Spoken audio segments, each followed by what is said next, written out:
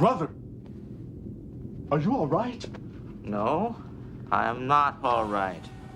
I just shared a bottle of Kanar with Damar. That rhymes. You're drunk. Of course I'm drunk. Oh, Or even just as we're having quite the conversation about food. Sorry, I might have to clean up before we really get into this now. And we all have Dapper Dino to thank for it. hello everyone. I'm the one who started talking about all sorts of delicious food. Well, this would actually make for quite the dinner time, a sitting around the table conversation, which is rather fitting because I did just finish a little bit of nommage myself. Nice. A butter garlic steak, which was done to just on that line between mid rare and medium. Oof. Nice. I had some bulgogi last night that I made this marinade myself, and oof. Nice. And Yeah. also joining me this evening, as people can see, we have Faux Hammer. How are you doing there, good sir? I am doing phenomenal. Thank you for having me here tonight. I am excited to discuss this topic that we have. Nice. Of course, I have one quick question for Fohammer before we get going. Yeah. Will you airdrop in some Marines to my position so we can take out this Covenant position? Whew. What Marines do you want? Halo Marines, Warhammer Marines, or any other sci-fi Marines?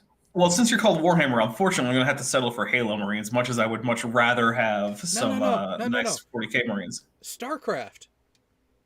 Ah, yeah, there we go. Yeah, but actually, was StarCraft... Who came first with the Fohammer? Lord I of guess the it was Rings. StarCraft. No, I mean, as far as a carrier for Space Marines.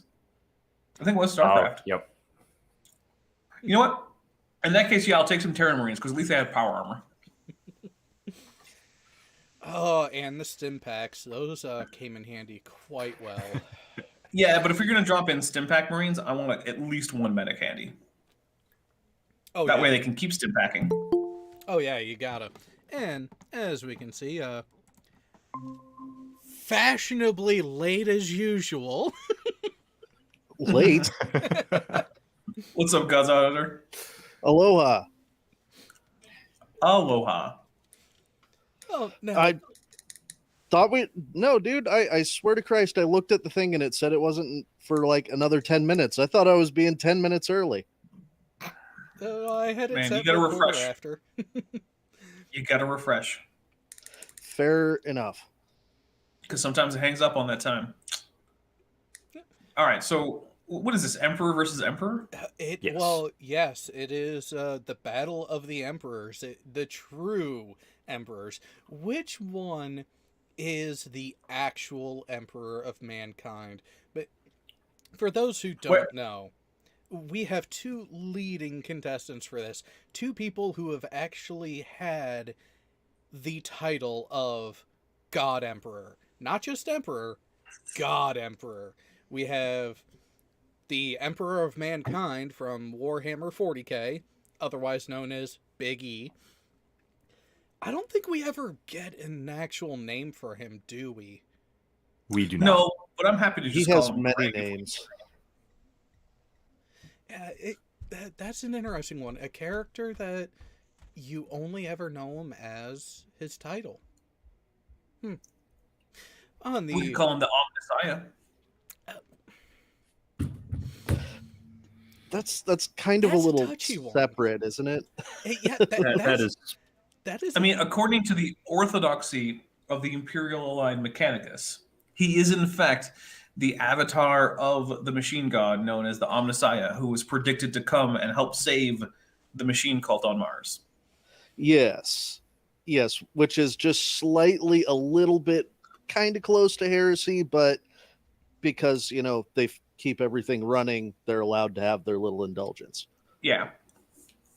Yeah, it was arguably the most peaceful integration to the Empire there when Biggie brought the Mechanicus into the fold. That they've Dude, he always stepped out of a spaceship and fixed a Titan by touching it. Come on, what are you gonna do? well, but gotta also remember, was it an actual prophecy or was it a groundwork laid that he just managed to take advantage of in the moment? Because you do have a similar thing that happened in Dune with Yeah, I was gonna say. the other contender's father and grandmother, the Lady Yeah. Jessica and Paul, where the Bene Gesserit had these little prophecies throughout the Minister Protectiva that would actually lay these prophetic drops in primitive cultures. That way, if one of their acolytes was ever in trouble, they could capitalize on it to save themselves, which is exactly what Paul and his mother did on Arrakis. So, Well, let's talk about the other contestant then. and for those who are unaware, from the Dune universe, we have the God Emperor, Leto II, son of Paul Atreides, son of Muad'Dib, the No, Paul was Muad'Dib. well, yeah, Paul. Yes. Oh, I see what you mean. Never mind. Yeah. Sorry. Son Paul's of son Mu- is infinitely more badass than Paul ever was, and he was the God Emperor. Yes, and Leto II, I think he was technically the younger of the two twins, if I remember right. I don't recall enough. I'm not sure either. They're twins. They're about the Doesn't same really age. matter. Yeah, that we're getting into minutia at that point, but you have a character who became something other than human, but still kind of maintained his humanity. That, yeah, I think that is a good way That's to a put it. pretty big kinda. Well, he had his wormy rage moments where he would throw his 5,000 plus ton body onto a gula of Duncan, Idaho, just because he looked at him wrong. Dude was a literal penis monster. Come on. Kind of, yeah. But he still had he still had a human-ish torso at the top of it. This is true. Yeah. And like That's some fair. arms and shit. Yeah, that Kind of. I remember when I first read that description of how not just how he did it, but how many iterations of Duck in Idaho he just looked at, was like, nah, I'm bored, you're dead. Today's your day. All right. So who's on what side among the panel here? Okay, so I need to understand what we're actually doing. Are we talking about Emperor versus Emperor, as in who would win in a fight? No. Who has a better empire? Who is the legitimate God Emperor of mankind? Oof, that's okay. That's tough because it's clearly separate universes, and so I think that the 40K God Emperor has more of a attachment to the actual fabric of his universe than Leto does, but Leto can see the future in a way So can that Biggie. the God Emperor of 40K, like, he's a little better at it. Okay.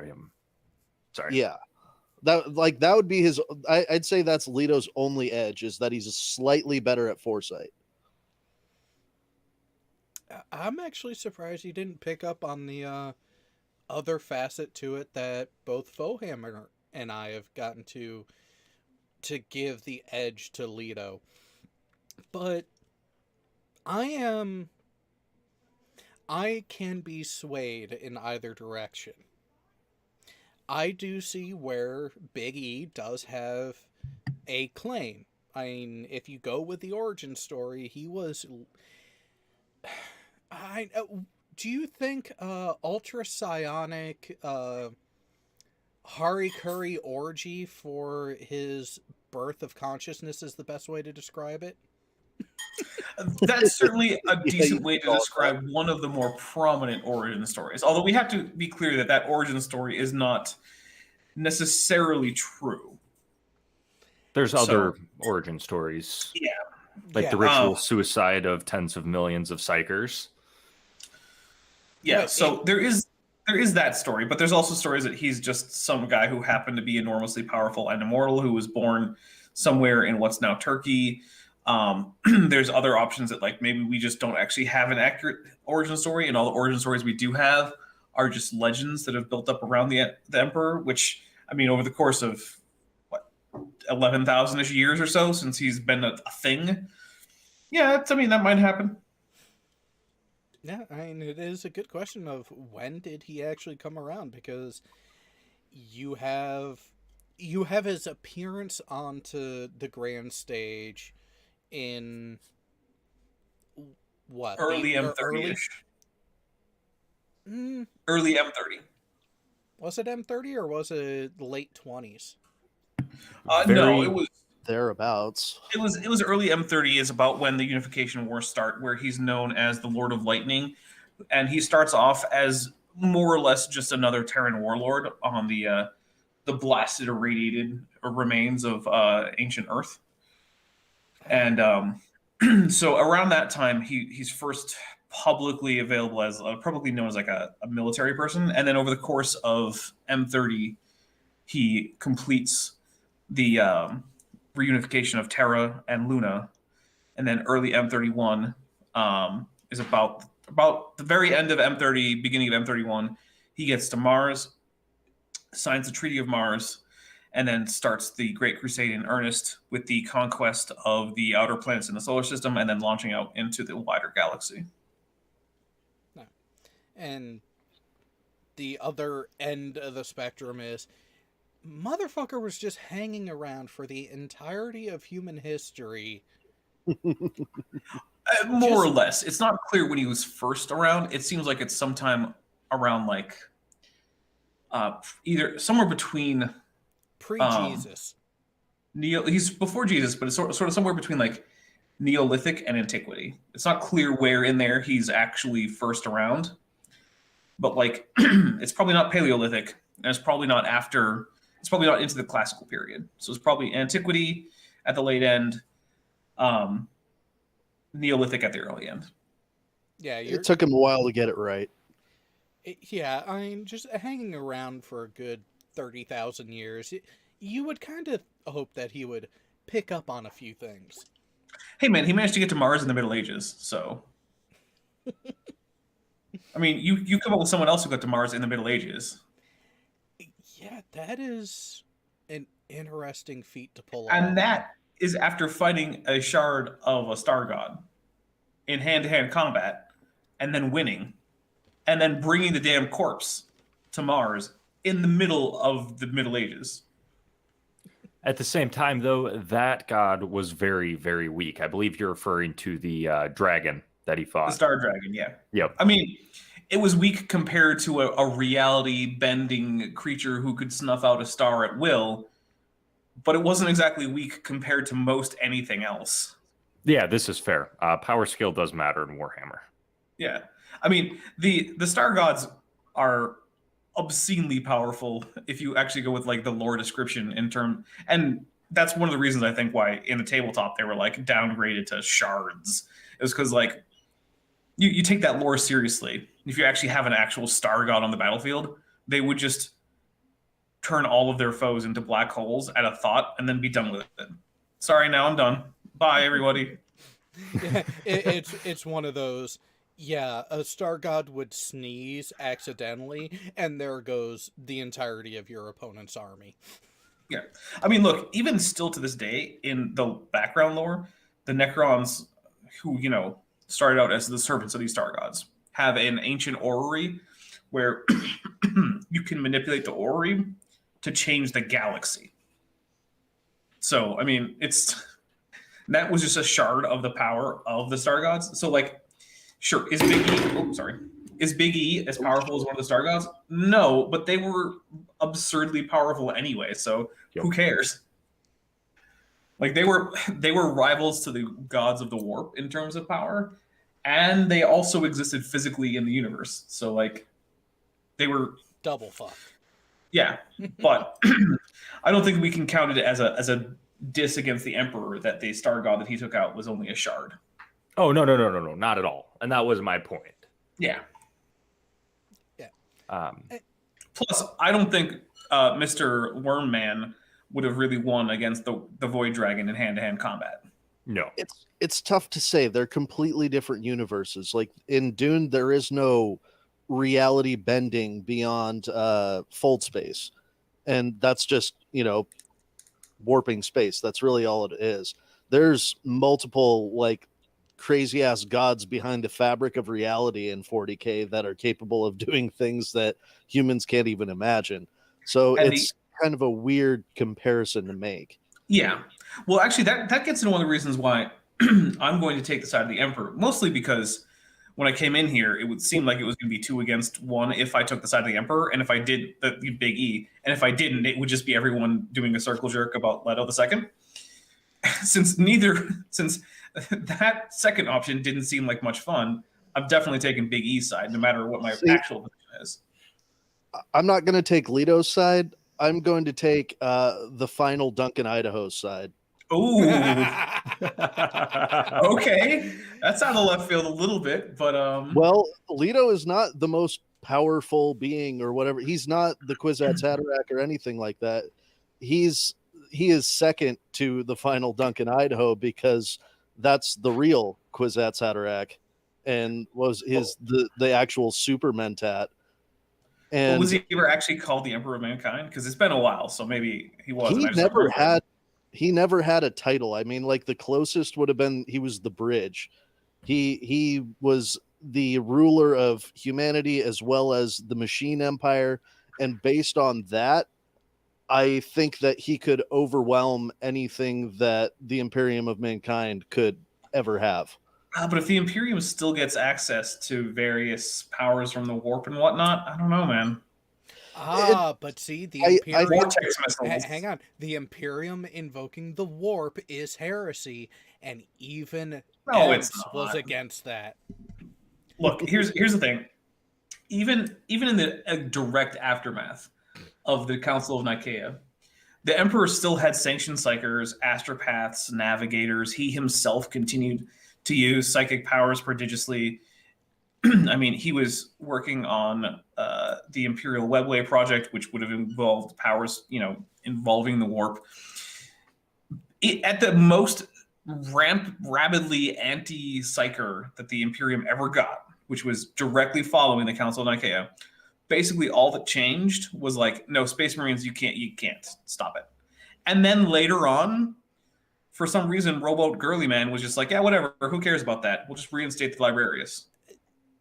So you're saying that someone with God in their title ends up being a bit of a hypocrite in what is and is not allowed and what rules are made and how they're enforced? I mean, wait a minute. I mean, yeah, both our candidates here were pretty big hypocrites in various areas. Wasn't Big E also completely against religion and said, no, gods aren't real.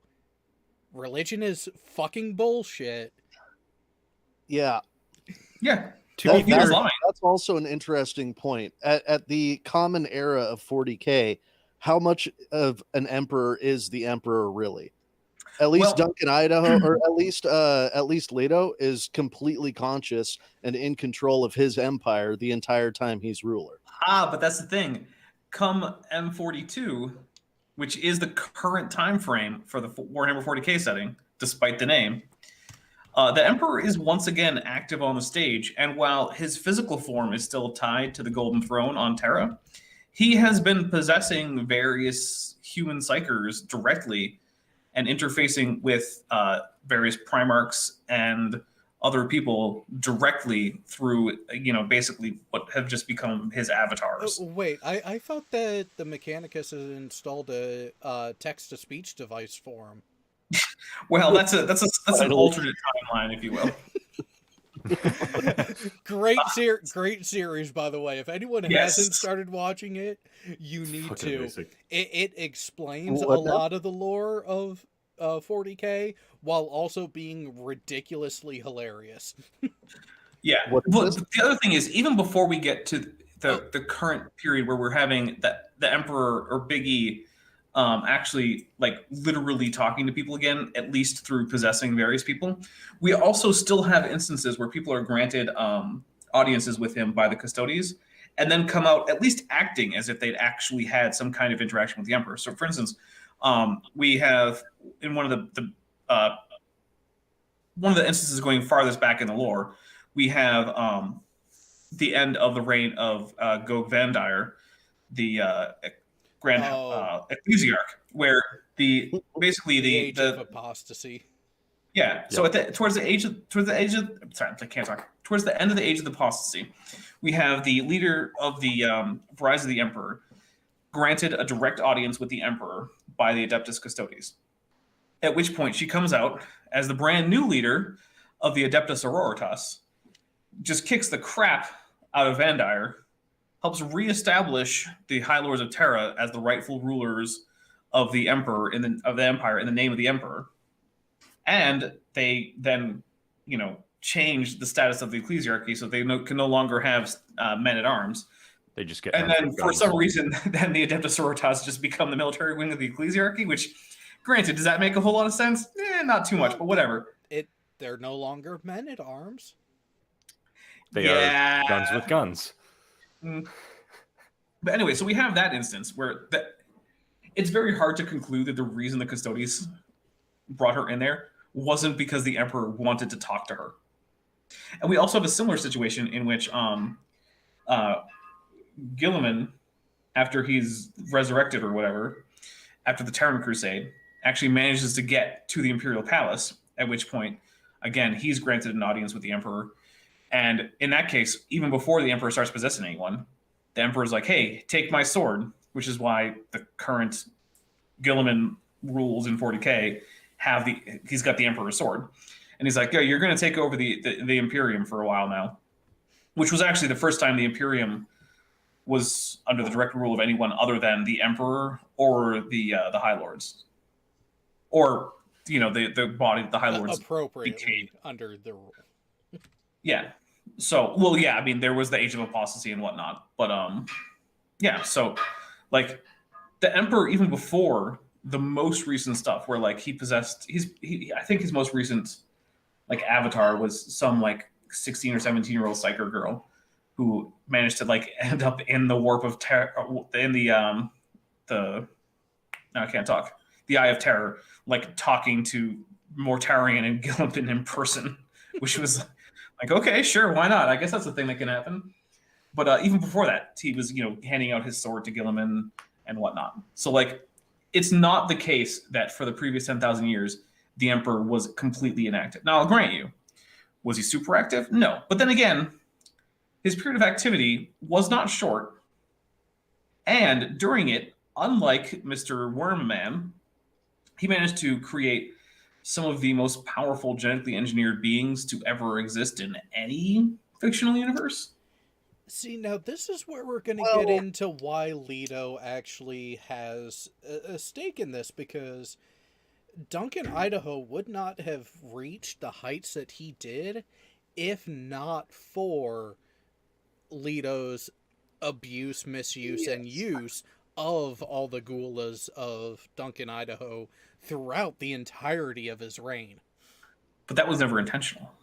No, it was. It was. It was It very was- much it was intentional. completely He wasn't trying to create the Duncan Idaho that we eventually get. Yes, he was. Yes, he was. Maybe I'm forgetting that then. Well, He absolutely was. Paul had no idea that it was Duncan Idaho, but Leto knew. And that was the entire point, was to get the entire end of the Golden Path was to get to the point where there could be a person who was the fusion of the Machine Empire and the Imperium and could be the master of both. And that was 100% intentional by Leto.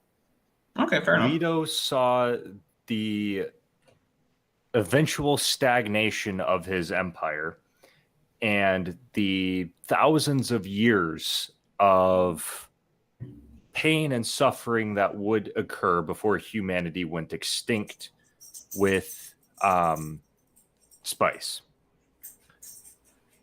He sacrificed himself to become a sandworm and, as an extension, a tyrant, so people would have something to rally against and start expanding again. Now, this is where I'm going to get into my argument against Big E. And okay, yes, I want to hear it. Yes. Big E froze when faced with a choice to kill Horus or to let Horus kill him.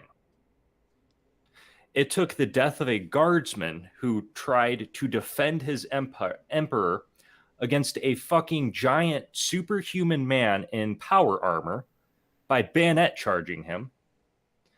Horus turned him into Filet-O-Fish, and Big E finally lashed out with his mind. As such, he doomed the Imperium to stagnation, regression, and complete destruction through religious and other means. Because he couldn't kill one person. Leto doesn't have that problem. Exactly. Nope. To be fair, though, did Leto have the opportunity to have that problem? Like, did his son ever betray him and Yes. try to destroy the entire yeah. galaxy on behalf of soul-destroying monsters who wanted nothing more than utter chaos? So here's Kind the of. thing. Here's the thing with the Dune with the Dune universe and the dilemma that was faced. When Leto's father, when Paul went through the change, when he drank the water of life and became the first male Reverend Mother, he saw the golden path. He saw what was going to happen and also what needed to happen to prevent it. He saw exactly what Leto did. Both of them saw it. Paul could not make the choice to sacrifice himself and his humanity and everything that he had done up to that point to push humanity to where it needed to go. Leto saw the same thing, saw how his father had seen it, and his father froze and couldn't do it, couldn't go through with it, and Leto said, I'll be your Huckleberry. Yeah. Now, granted, that is pretty good, but here's one thing I will give to Big E, who also, as we all know, had prodigious powers of foresight. Big E had not one, but 4 conscious and cosmically powerful entities trying to conceal certain things from him, which I don't think we have any evidence that Worm Man had working against him. And despite that, he still managed to get humanity on a path that was at least going to let them survive for 10,000 plus years after the biggest calamity in most settings worth of sci-fi. So the Horus Heresy wasn't actually Horus trying to destroy the universe. It was Horus trying to overthrow what he believed was a false emperor. Well, that was Horus's idea of what was going on, but that's not actually what was going on. And he was used by chaos entities. I do agree with that. Because really, it was a war of the chaos gods against the emperor, and it really more or less ended in a stalemate. Horus lost, but the chaos gods did not. Yeah, no, I agree. But Horus was aware of what chaos winning would do.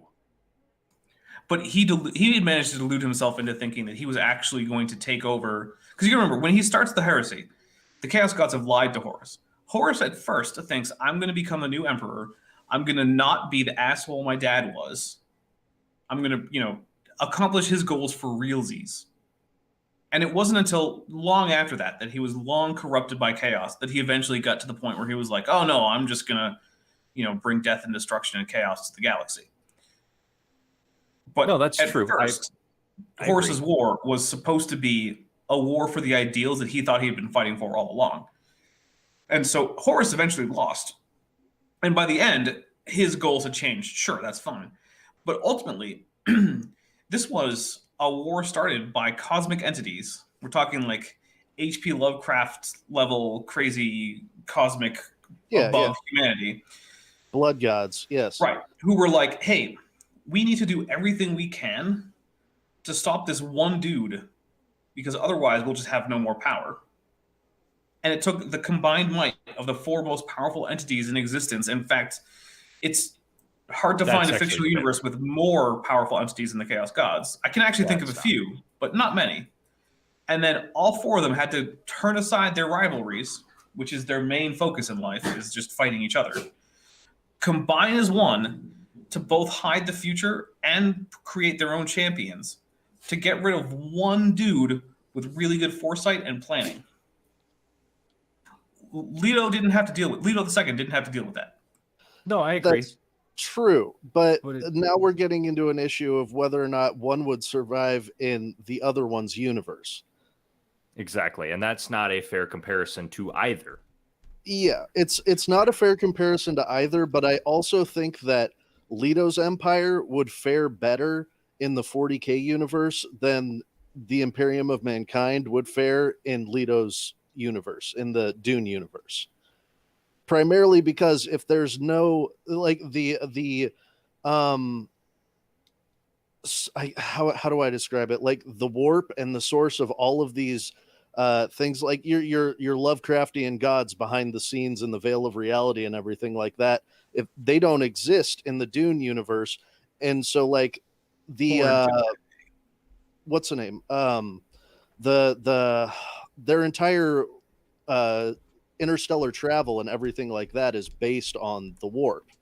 And if that doesn't exist, then they're dead in the water. However, we could just say spice doesn't exist in the 40K universe.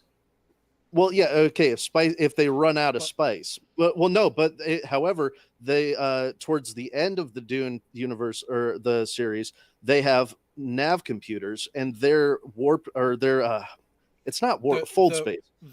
Fold space is based on physics. Yeah. But the thing is, we also have instances in 40K of people managing FTL travel without the warp. The Necrons and the Tyranids both manage FTL without actually entering the warp. So it's not like we can't do FTL in a 40K universe without the warp. We can. We're talking about the Imperium, though.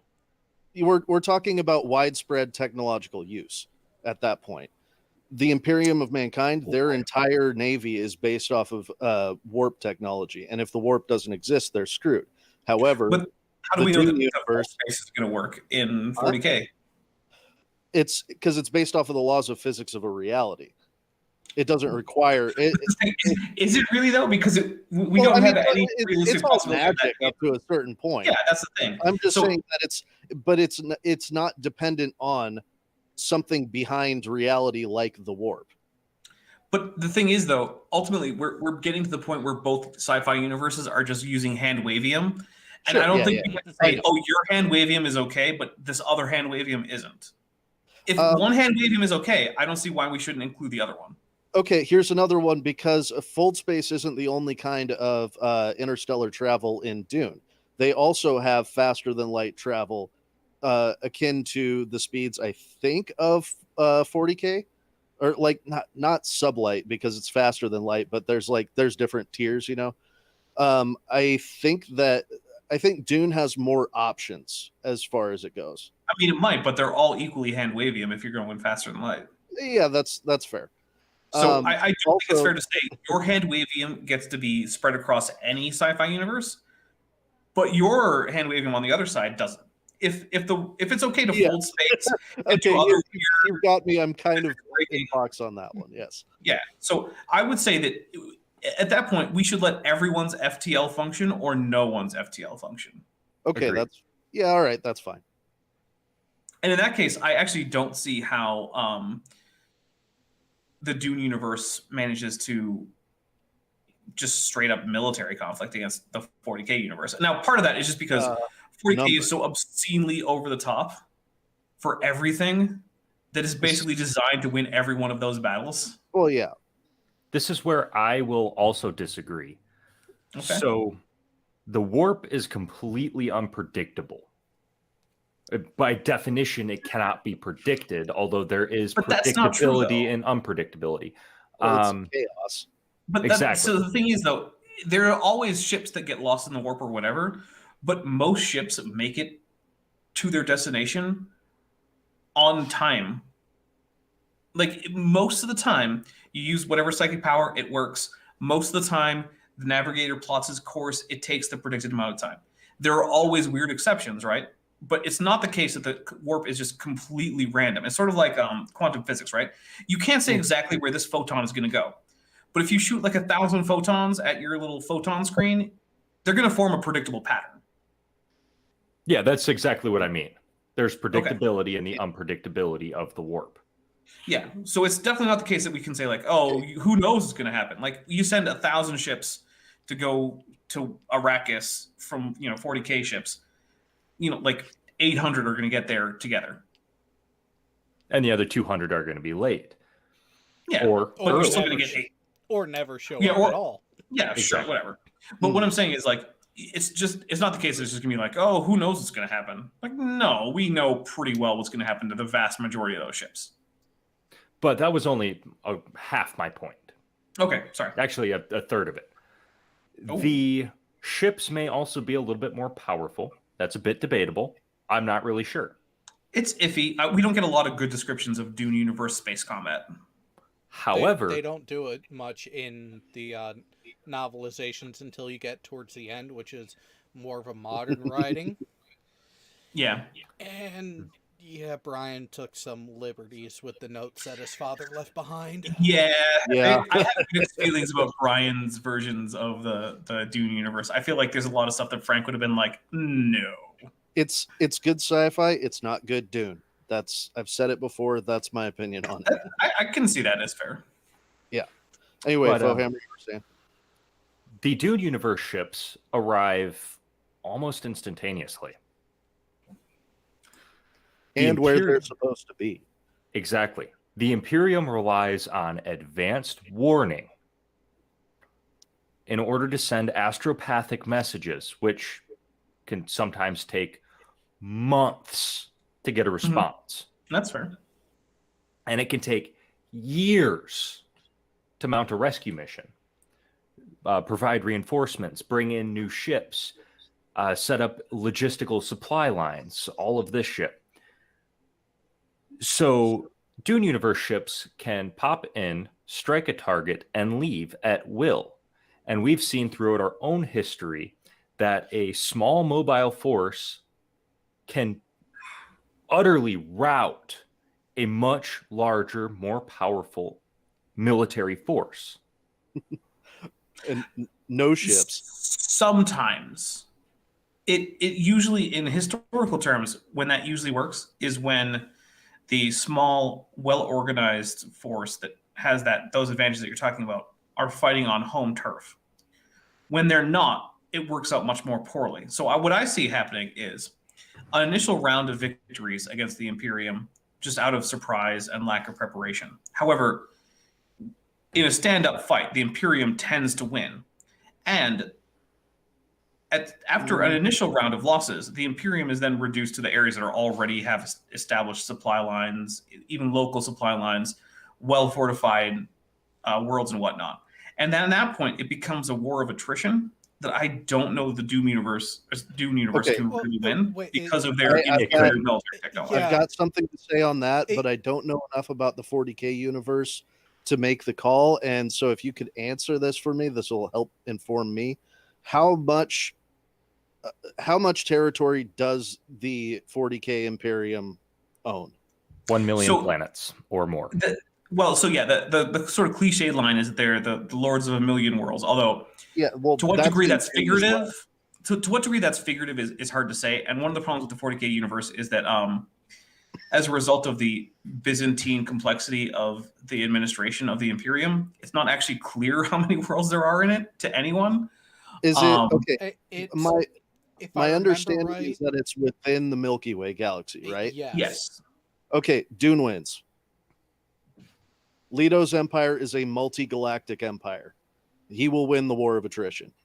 But the thing is, though, a war of attrition doesn't just depend on having superior numbers, because you got to remember there really aren't any super soldiers on a level of anything Astartes. in Yeah. 40K. Yeah, and also 40K has bigger guns. I will not not disagree with that. It has bigger. I mean, to a degree, like Dune has like obliterators and stone burners and stuff like that.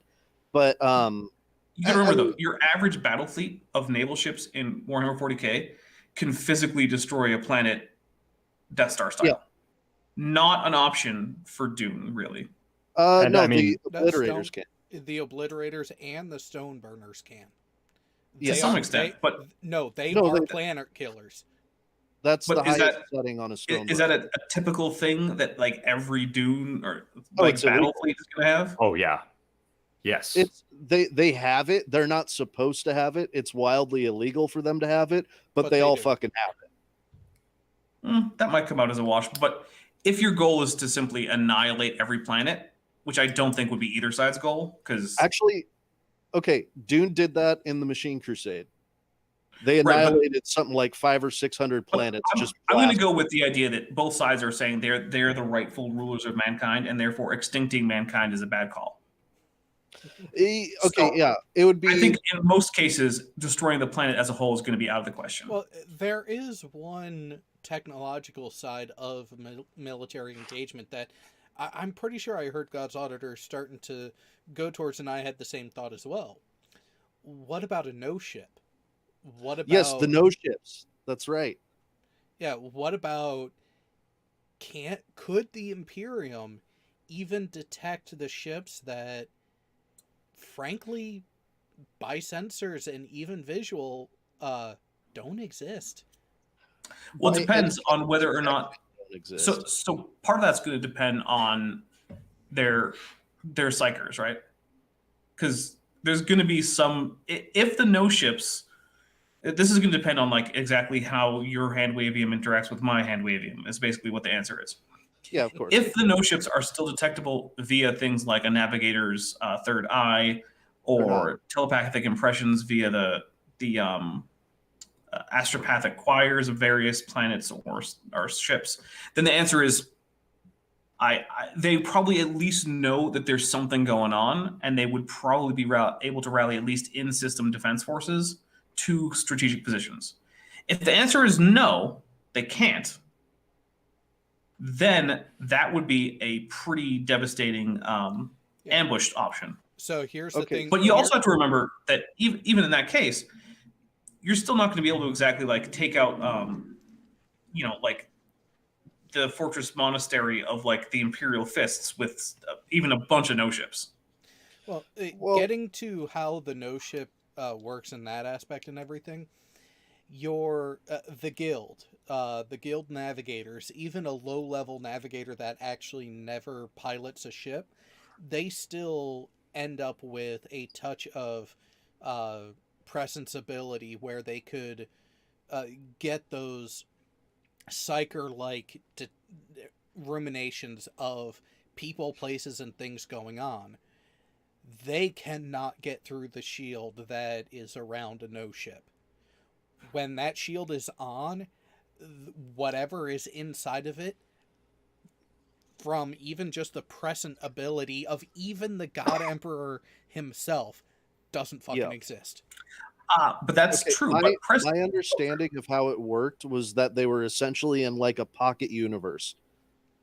It sort of warped. I think it was. I couldn't point to you where I read this, but my impression of it when it was written, and I read it like 10 plus years ago, was that it used fold space technology to essentially create a little fucking balloon around the ship, and it was thus undetectable because it was partially outside the universe.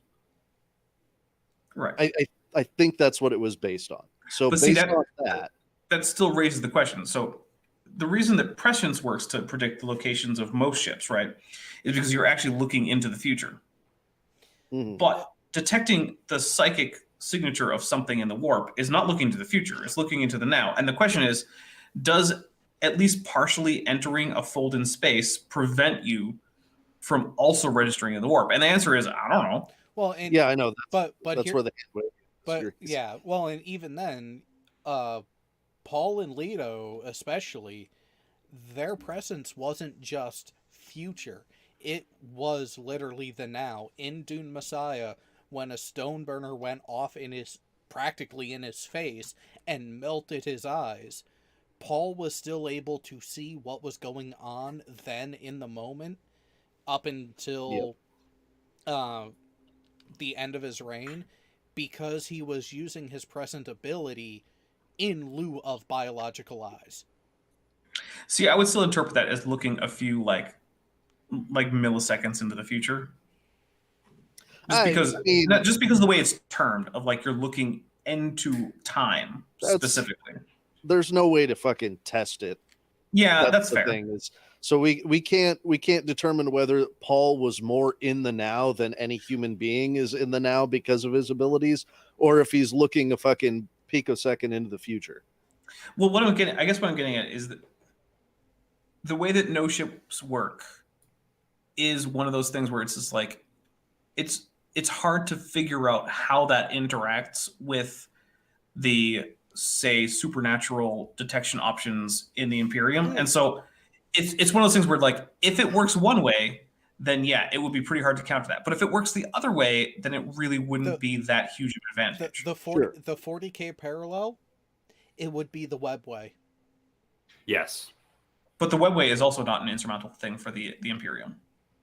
Like, they manage to fight off Eldar raids all the time. Well, but when they come out of the webway, yes, when they pop up. But it's the fact that when you are in the webway, you are not discernible, you are not directly detectable by the material universe or the immaterium.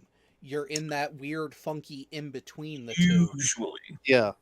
Usually. Remember, incursions into the webway happens. Into the webway, that does happen. So it is not entirely the case that you're undetectable to the immaterium. There are instances where demons have managed to detect things in the immaterium. In fact, the very fact that Kamora has to keep a vigilant eye to prevent demonic incursions, and always has, is in and of itself evidence that there are circumstances where you are detectable from the webway in the immaterium. I was going with the aggregate. But because keep in mind, the Eldar are really a special thing, because if you want to look at it in the way a demon in the immaterium sees those living creatures in the material realms, an average human psyker is about a 100-watt bulb. An Eldar is a fucking nuclear blast.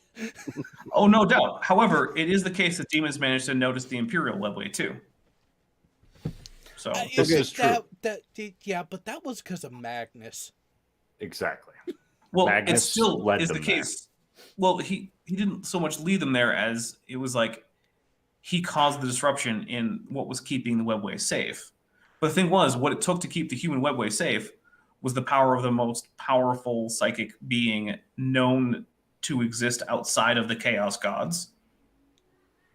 And so the fact that disrupting that is what it took to basically that power was what it took to keep the Imperial webway secret, means that there was probably, without that, some decent way for entities in the Immaterium to notice the Imperial webway, which by most accounts ends up being more or less roughly equivalent to the Eldar webway. So I don't think it's fair to say that you cannot be detected from the Immaterium in the webway.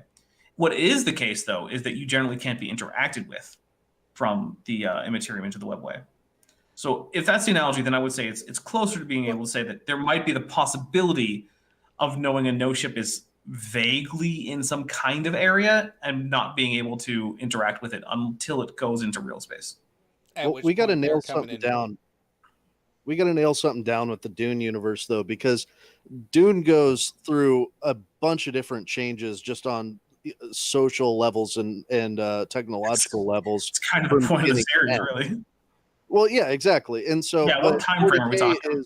is more or less the same from, you know, whatever we're talking about with 40K, we know about the level of technology and social development we're talking about. There's no general distinction in time periods for as far as what we're speaking of here. Well, they There isn't, but generally speaking, yeah. That's because they've been effectively stagnant for how many thousands of years?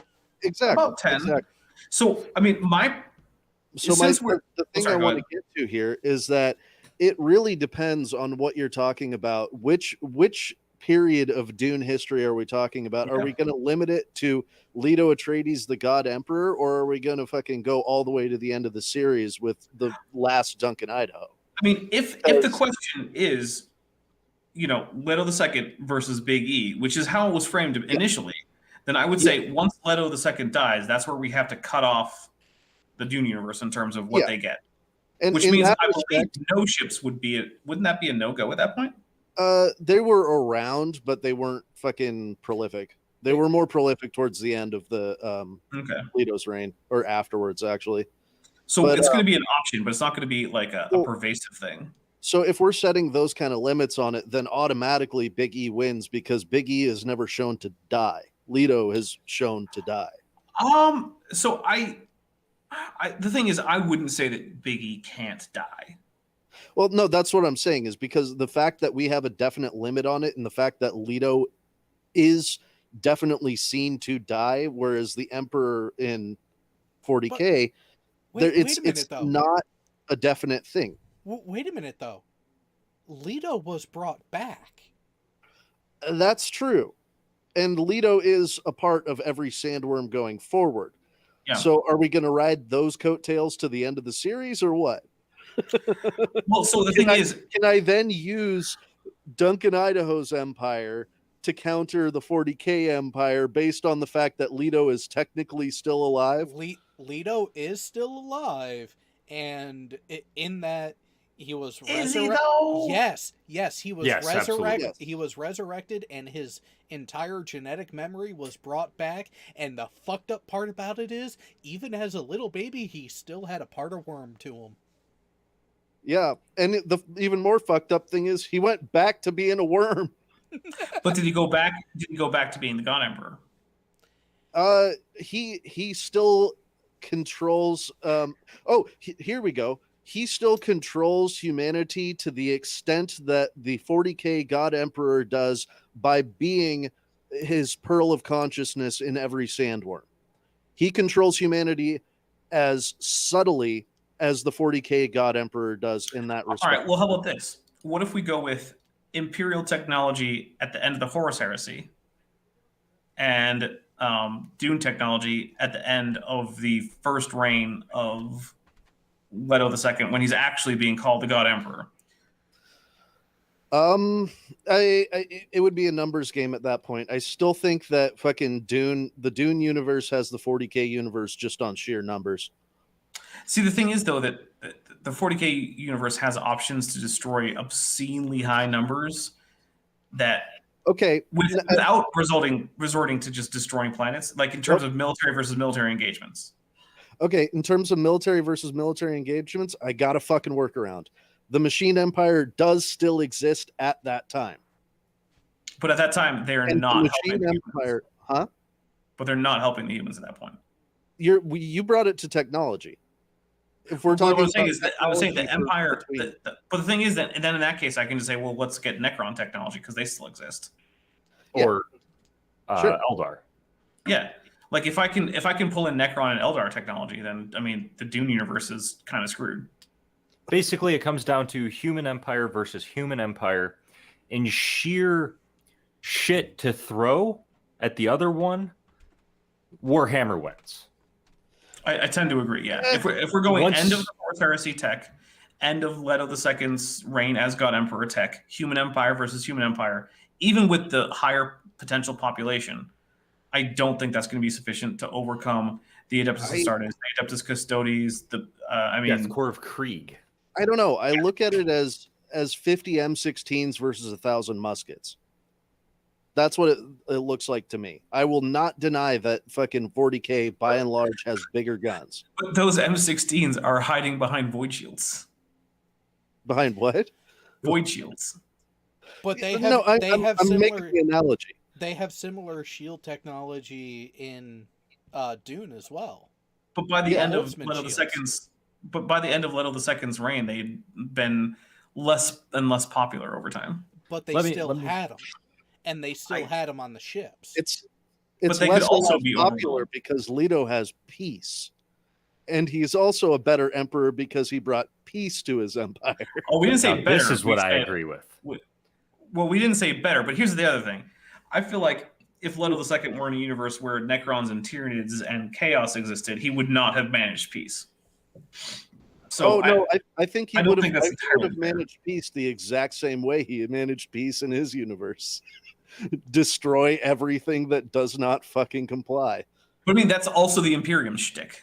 Yeah, that's Yeah, what- the Imperium of Mankind under Exterminatus Big is E. used in last Yeah. resort. One Dude, actually fucking succeeded. just glass planet. But the thing is, what Leto II had to contend with was primarily just rebellious humans. He didn't. There wasn't like There aren't aliens. yeah, there weren't like technologically advanced aliens Hey. and like cosmic horrors to deal with. You know what that says to me? That's kind of like the fucking thing, your God was nailed to a cross and my God carries a hammer. Who won? Well, I mean, There are no Necrons in the fucking Dune universe. but that's the thing. It's like, can we say that given There a were. universe devoid of Xenos and Chaos, would Big E have managed the same level of peace? I don't see why not. He was actually pretty close Yeah, to that's unifying reasonable. all of humanity in a non-Civil War manner until the actual, Cthulhu eldritch entities of the universe were like, you know what? We kind of don't want that. So let's all team up just for a little bit Mhm. and stop that. Which, like, if that weren't a thing, like it wasn't a thing in the Dune universe, I don't see any reason why Big E would not have created his actual goal of a peaceful Imperium of Mankind uniting all of humanity. And the only wars that would have been fought would have been to, acquire newly encountered human worlds. Because, the exploration of the galaxy was going to go on for a very long time, no matter what. Sure. Well, In that respect, he did unite all humans in that respect. Like, if you just eliminate every other alien external threat in the 40K universe, he did accomplish that. Yes. Not Well, technically. hang on though. Speaking of that goal of peace and uniting humanity as a whole, I remember coming across a video that actually gave an analysis of what Big E was trying to do in the Warhammer universe, and keeping it strictly to the Warhammer universe, that his goal of defeating the Chaos Gods and removing their power by getting everyone to not believe in gods of any kind was actually a lot of folly, because when you look at the main players of the Chaos Gods, they are the manifestation of emotions.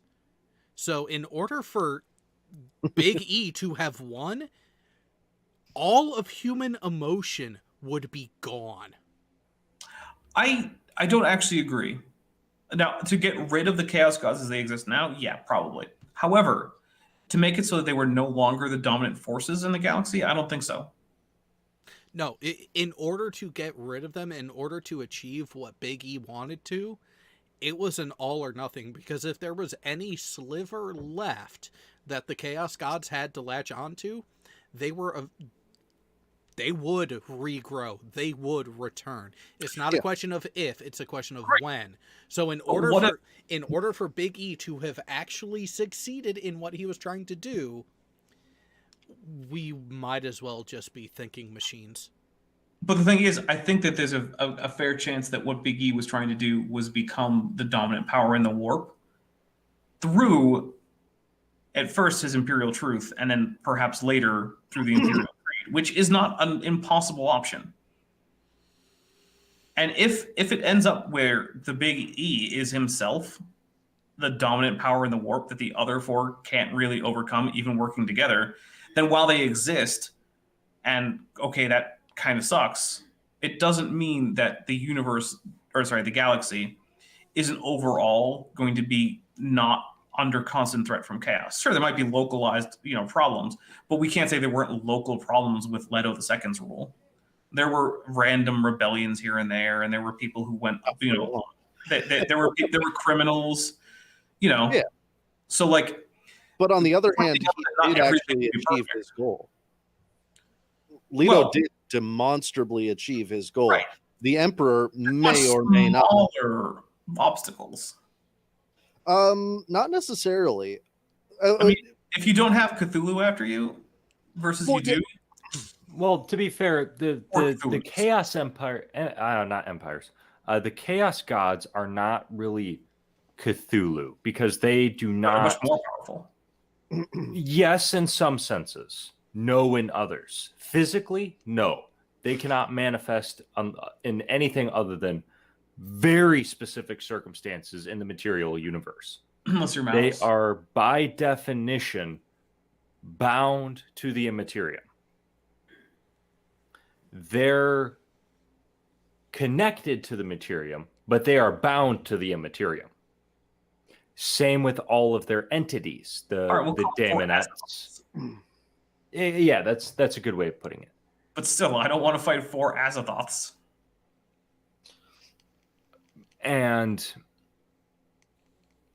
Jared is right, because the Big E tried to fight human emotion, and his goal was eventually thinking machines. Just not in the sense that we see them as robots. Hey, you know what? If the chapter master of the Blood Angels can, form an alliance with thinking machines, Big E can. Am I wrong? I'll have to give you that one, yes. Yeah, exactly. At the same time, though, yeah, the Blood Angels are a cult of crazed lunatics that care only about themselves. That's not true. And yes, it is. No. Look at the Siege of Rax. Look, here's the thing. The Blood Angels are definitely willing to make, fairly harsh judgments in terms of what sacrifices need to be made to win the day. But you also have to remember the Blood Angels' dedication to things like actually protecting unaugmented humans, which is pretty high. It's not as high as, say, the Salamanders, right? But, I mean, it never is. But, like, they also have things like, they find it important to preserve things like works of art and literature. They are actually very much conflicted over the Red Thirst. In fact, the Blood Angels were willing to more or less excommunicate a successor chapter over their over-the-top methods of dealing with the Red Thirst. I mean, there's a reason why the Blood Angels are basically willing to just destroy the Flesh Tearers if they have to. Like, the Blood Angels they're sort of like not even really anti-heroes. They're more of like the tragic hero, right? They want to do all of the noble, good things. However, they are incapable of always doing that because of the Black Rage and the Red Thirst, which they have not yet figured out how to completely eradicate. And as such, they try to isolate themselves. Right. But the thing is, though, they're not unconcerned with the well-being of humanity as a whole. That still remains one of their big goals. In fact, it was one of Sanguinius's main motivators. And the flaws became much worse after he was gone, but the goals didn't. We cannot say that the Blood Angels are just monsters. They're not just... Oh, no, that was not what I was saying at all. But, like, they're not the bad guys, and they don't just care about themselves. If they just cared about themselves, they would just go be like Nurgle or Khorne Marines. So we see, and I mentioned it before, so I'm going to continue down this line. The Siege of Rax. The Blood Angels responded to the pleas for help. from a Space Marine chapter. Do you know why? I mean, off the top of my head, I don't remember. They were only going there to basically capture Alpha Legion Marines and torture them and gain information. And when they realized they failed, they burned a spaceport, which the Death Corps of Krieg could have really used.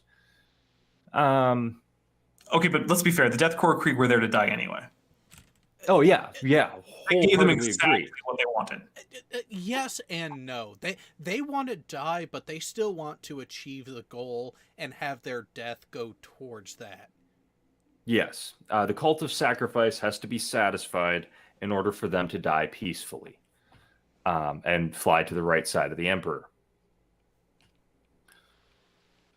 In order to do that, you have to die in battle, furthering that goal. You have to sacrifice for the Emperor. Just dying is viewed as the coward's way out. In life, shame, and death, atonement is the slogan of the Death Corps, but that slogan only applies to people who die in battle.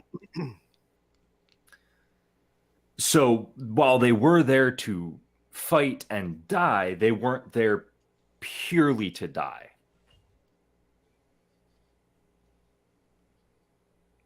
And the Death Corps Krieg probably has the best mindset of all.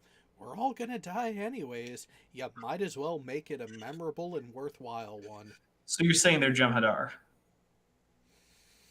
I'm saying that they line up and slowly march towards No, that was Kinda. guns. So yeah, They're kind of Jem'Hadar. I mean, we see them use similar tactics too. Yeah, I mean, there's Without a reason plot that I armor made the protecting. joke. Well, there's no point in plot armor when you're all just a bunch of totally not clones. Clone. Cloned, No, they're uncloned. totally not clones. In quotations. Yes. Because they're definitely not clones, because that, in fact, would be heretical. That's not They allowed. are, in fact, born. Oh, yeah. But- Completely naturally. But they're born from gene stock.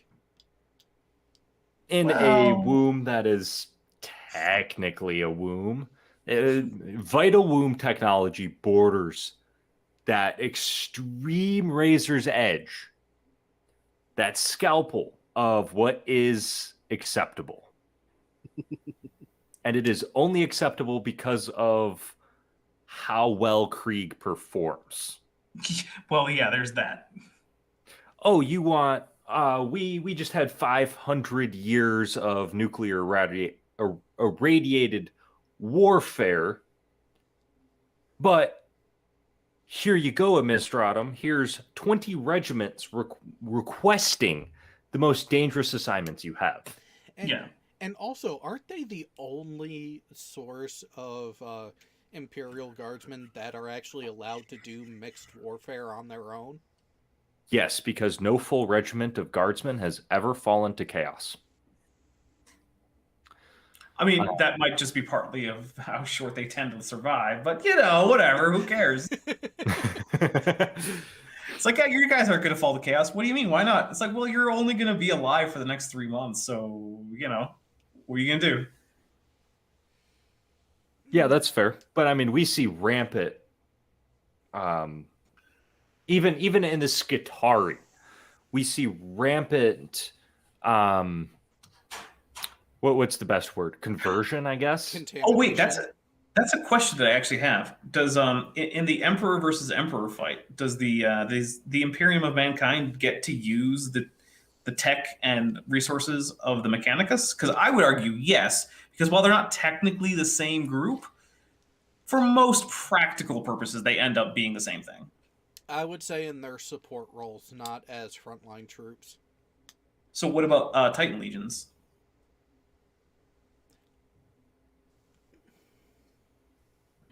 You're gonna deny Big E his Titan Legions?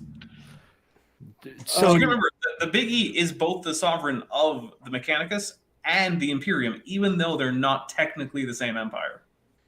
to Okay. be fair. Go ahead, God's Auditor.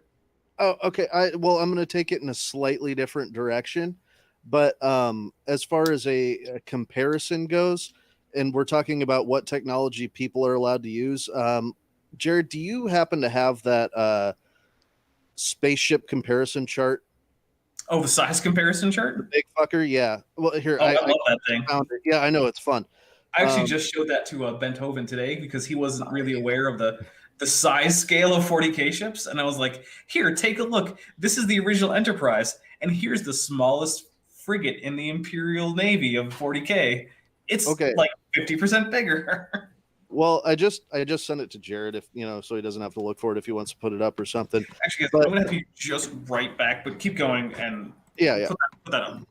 Okay, we're going to use this as an independent source. God damn it. Because hand wavium versus each other is going to be the death of us all. But in that one, the Imperium's biggest, most badass ship, by the look of it, I can't figure out. I can't even see what the hell it's called. The biggest one that they have listed on that chart is about the size of a Guild Highliner. And so you can't assume that that ship is very plentiful in the 40K universe. But what we do know is plentiful in the Dune universe are Guild Highliners. Yeah, so I have the image up so the audience can see it. So this white one right here, this is the largest one from the Imperium of Man. The Glorian class chapter flagship. Down here at the bottom, this cylinder looking thing, that is a Guild Highliner. That's just that's your that's a big space truck. That's your average day semi truck in the Dune universe. And there are a lot of those. So I think possibly they're based on this picture here, Dune might have a better navy, possibly. Oh, so for a bit of reference for the Star Trek nerds out there, here's a Borg cube. This square right over here. Oh god, I have images of a fucking Guild Highliner just hauling ass and then hitting the shit out of a fucking Borg cube and it flying out of the way. Nikki brought up Super Star Destroyers from Star Wars. This is just a little aside that I will go into real quick while Dapper's gone. So the Super Star Destroyer, while it is as big as some of the bigger ships in the Warhammer universe, has maybe a quarter of the firepower of a average battleship. Maybe. Yeah, Oh. the Star Wars and Star Trek universes, they're fucked when it comes to going against Warhammer. Oh, or Dune for that matter, Yeah. actually. Oh yeah. Oh, Dune would crush Star Wars easy. I mean, Warhammer wins against 98% of other sci-fi universes simply because of the technology scale. I forget. Being And the scope of the Empire, too. Well, I forget. I Go forget ahead. the name of the channel, but there's someone that does a series of would X survive in Warhammer 40K? Yeah, that's was it Commissar Gamza Yep. or Gamza? I'm not sure how to pronounce it, but the general consensus tends to be, except for the most overpowered characters, no. But then again, like, part of me is like, do you mean by survive like just be able to find a place to not die? The answer is almost always yes, because the average human manages to survive in 40K. But if by that you mean like go and continue to be a crazy warrior badass, then the answer is more often no. Like, oh, is Master Chief going to survive in 40K? Well, probably. I mean, he's basically a space marine. Is he going to get into a one-on-one fight with a fucking Terminator? No. Well, that's the thing. Like, oh, hey, Master Chief, go fight that Carnifex. Well, that might be a problem. But if it's like, oh, hey, Master Chief, this is a hive world. Don't die. Yeah, okay, problem solved. Yeah, see, Burns brings up Star Wars versus 40K. Sorry, but the most powerful characters in Star Wars are low-level psychers in 40K. Not only that, but you could put the entirety of the Star Wars military together. Okay, but hold up. Are we talking like the Empire, or are we talking about like the Rakatan Infinite Empire, or because like I could see at various points in Star Wars timeline having a decent amount of their money. I'm talking the Galactic Empire, either the Empire or the Republic. Only both of those are true. The Rakatan Infinite Empire might not have. Only one character in the Star Wars universe has any kind of chance at any sort of supremacy in 40K, and that would be Galen Merrick. The Force Unleashed. What about a release from her prison Abeloth? I don't know. That is the entity imprisoned at the heart of the Maw, the collection of black holes, and she was sealed away there by like the Celestials in Star Wars, lest she basically destroy fucking reality. Oh yeah, we're getting into myth territory there. Hey man, she's, as far as I know, she's still part of. Well, so I really don't care that much about the new canon because it's kind of stupid. But I'm not gonna fucking concern myself with that kind of bullshit. I'm just saying there are entities in Star Wars that are rivals to some entities in 40K that are at least in Legends. Yes, and they are few and far between as far as it goes. And they could not survive the full brunt of the Imperium. No. I might say Abeloth might, but only in the sense that, like, I mean, Grey Knights say bird. Could toss an entire fucking starship aside.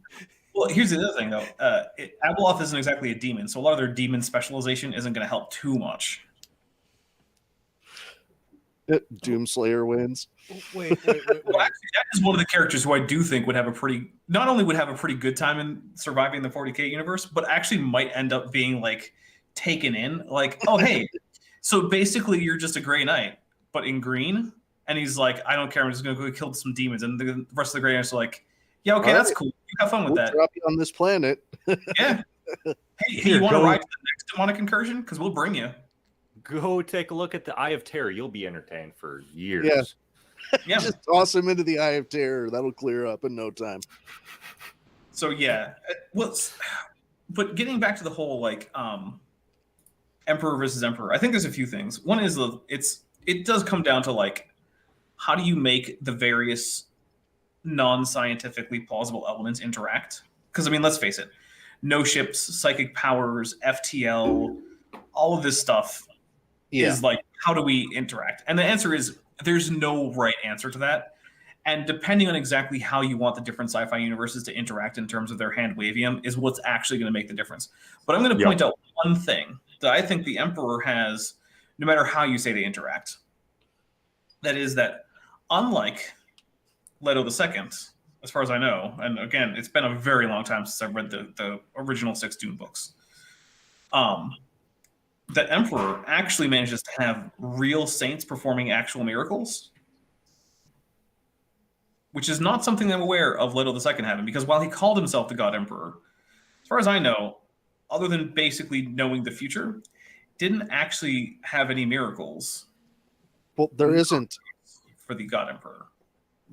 It's one side has an immaterium and gods and magic, like legitimate fucking magic, and Dune is 100% sci-fi. So it's kind of an unfair comparison. Is it magic or is it sci-fi? I don't know. Well, I mean, okay, there's fucking when you die, you go somewhere in 40K. I mean, can we say that that's definitely not the case in you Dune? don't there's no inclination to believe that there is any kind of afterlife beyond fucking being someone's genetic memory in Dune. And I'm not going to fucking assume that there is a heaven in Dune, But but the thing I is, know for a fact that there is something akin to that in 40K. genetic memory is just as made up and nonsensical as the warp. Like there isn't actually like we know No, I get that. that's not a real thing. And like there's also like the spiritual orders of like the Bene Gesserit and the Prussians and they're not But spiritual. there's no supernatural aspect to any of it. I mean, what I'm it's, saying is it's there's all not really a supposed to be difference. science fiction. But that's the thing though. There isn't really a real difference between the quote unquote supernatural in 40K and just made up nonsense science. Like it's the same thing. And you got to remember, like even when the Emperor knew that like the Imperial truth wasn't technically true in every way, the way that he tended to conceive of the warp was as a different dimension with its own native creatures. But it still was just that. It wasn't, for him at least, some kind of deep spiritual thing that, you know, he had some awakening to spiritual. It was just another aspect of reality. And so it's really not clear to me how you draw the line between magic and sci-fi technology that doesn't make any sense anyway. Well, let's agree here real quick. The real God Emperors, and there's two of them, Okay. are Frank Cleopacti and David Arkenstone. Two people behind the score of Dune's music. They are the God Emperors of music. There you go. I'm sorry, I had to toss that one in there. No, that's fine. So yeah, I guess where it all does end up coming down is like, because I reject the idea that the craziness in Dune isn't magic. It just is. It's just as much magic as the warp and miracles on behalf of the Emperor. Now, the big difference is how both universes view it. The Imperium tends to view it in a much more superstitious manner than the Dune universe does. But that doesn't fundamentally change the fact that in both cases, we're doing crazy, ridiculous things that are impossible in our universe, and there's no way to say which one is more plausible because they're both equally impossible. One might have a more fantastical flavor, but that doesn't actually make it less crazy and insane. And so I would say that 40K explicitly has a more supernatural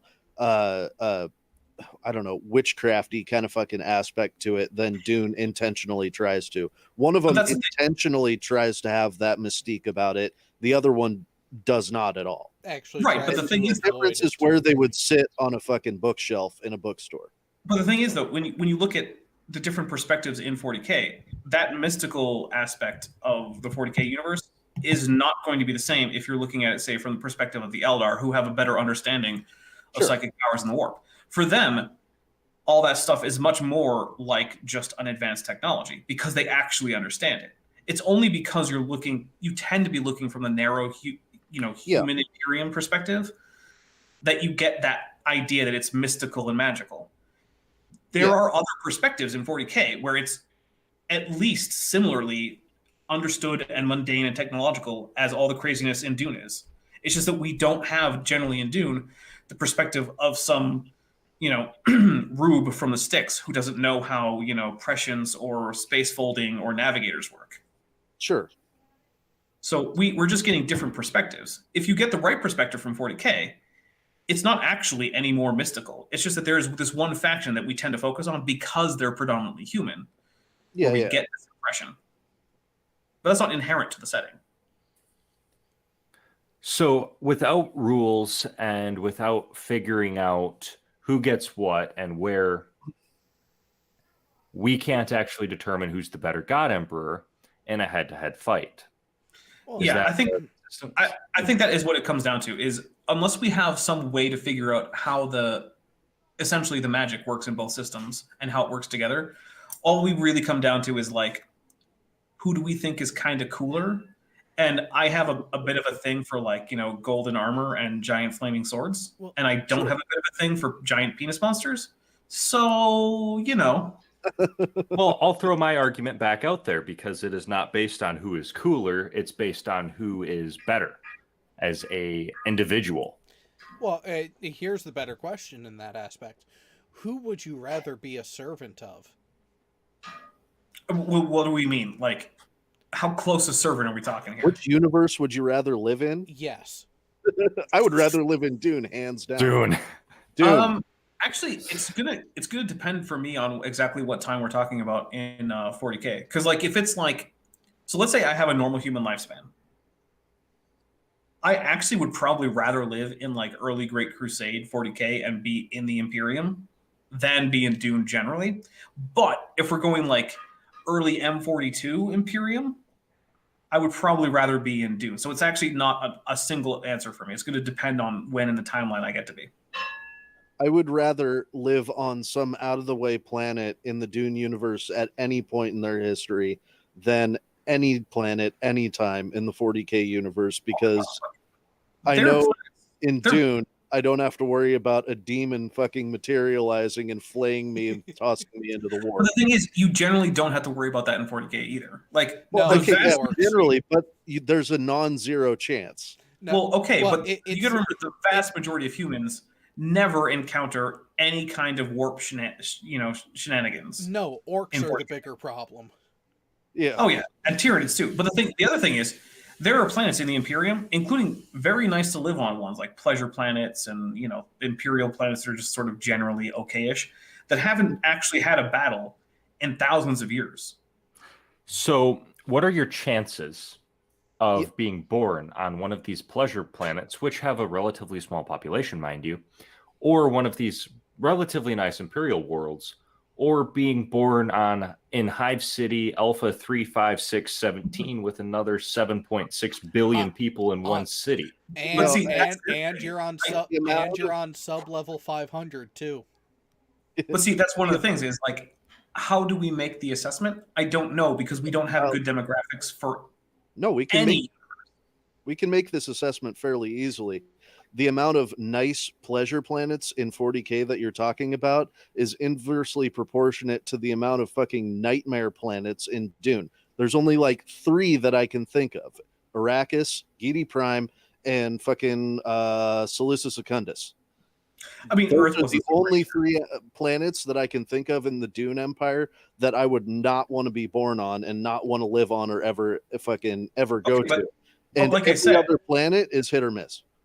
But like I said, I'm not saying that I would if we're doing like modern, even if we just go before the most recent lore updates, right? So we go to like 999 M40. I would pick Dune Universe over 999 M40. However, if we're talking like, like 450 M30, or M31, there's actually a decent chance that the Imperium might actually be the better place, because at this time, the Emperor is spreading his law and order. New technology is coming out. There's, increased trade. There's a general peace if you're inside the actual Pax Imperium, which, if I'm going to go with like which universe, I'm going to go with under which Emperor am I, the servant? Because that was the original question. Like, who would you rather serve? So it depends heavily on when we're talking about, because at like the peak of the actual Emperor being in the Great Crusade, bringing humanity under his banner, spreading technology, spreading a reasonably rational ideology, it was actually pretty good to be an Imperial citizen during that time.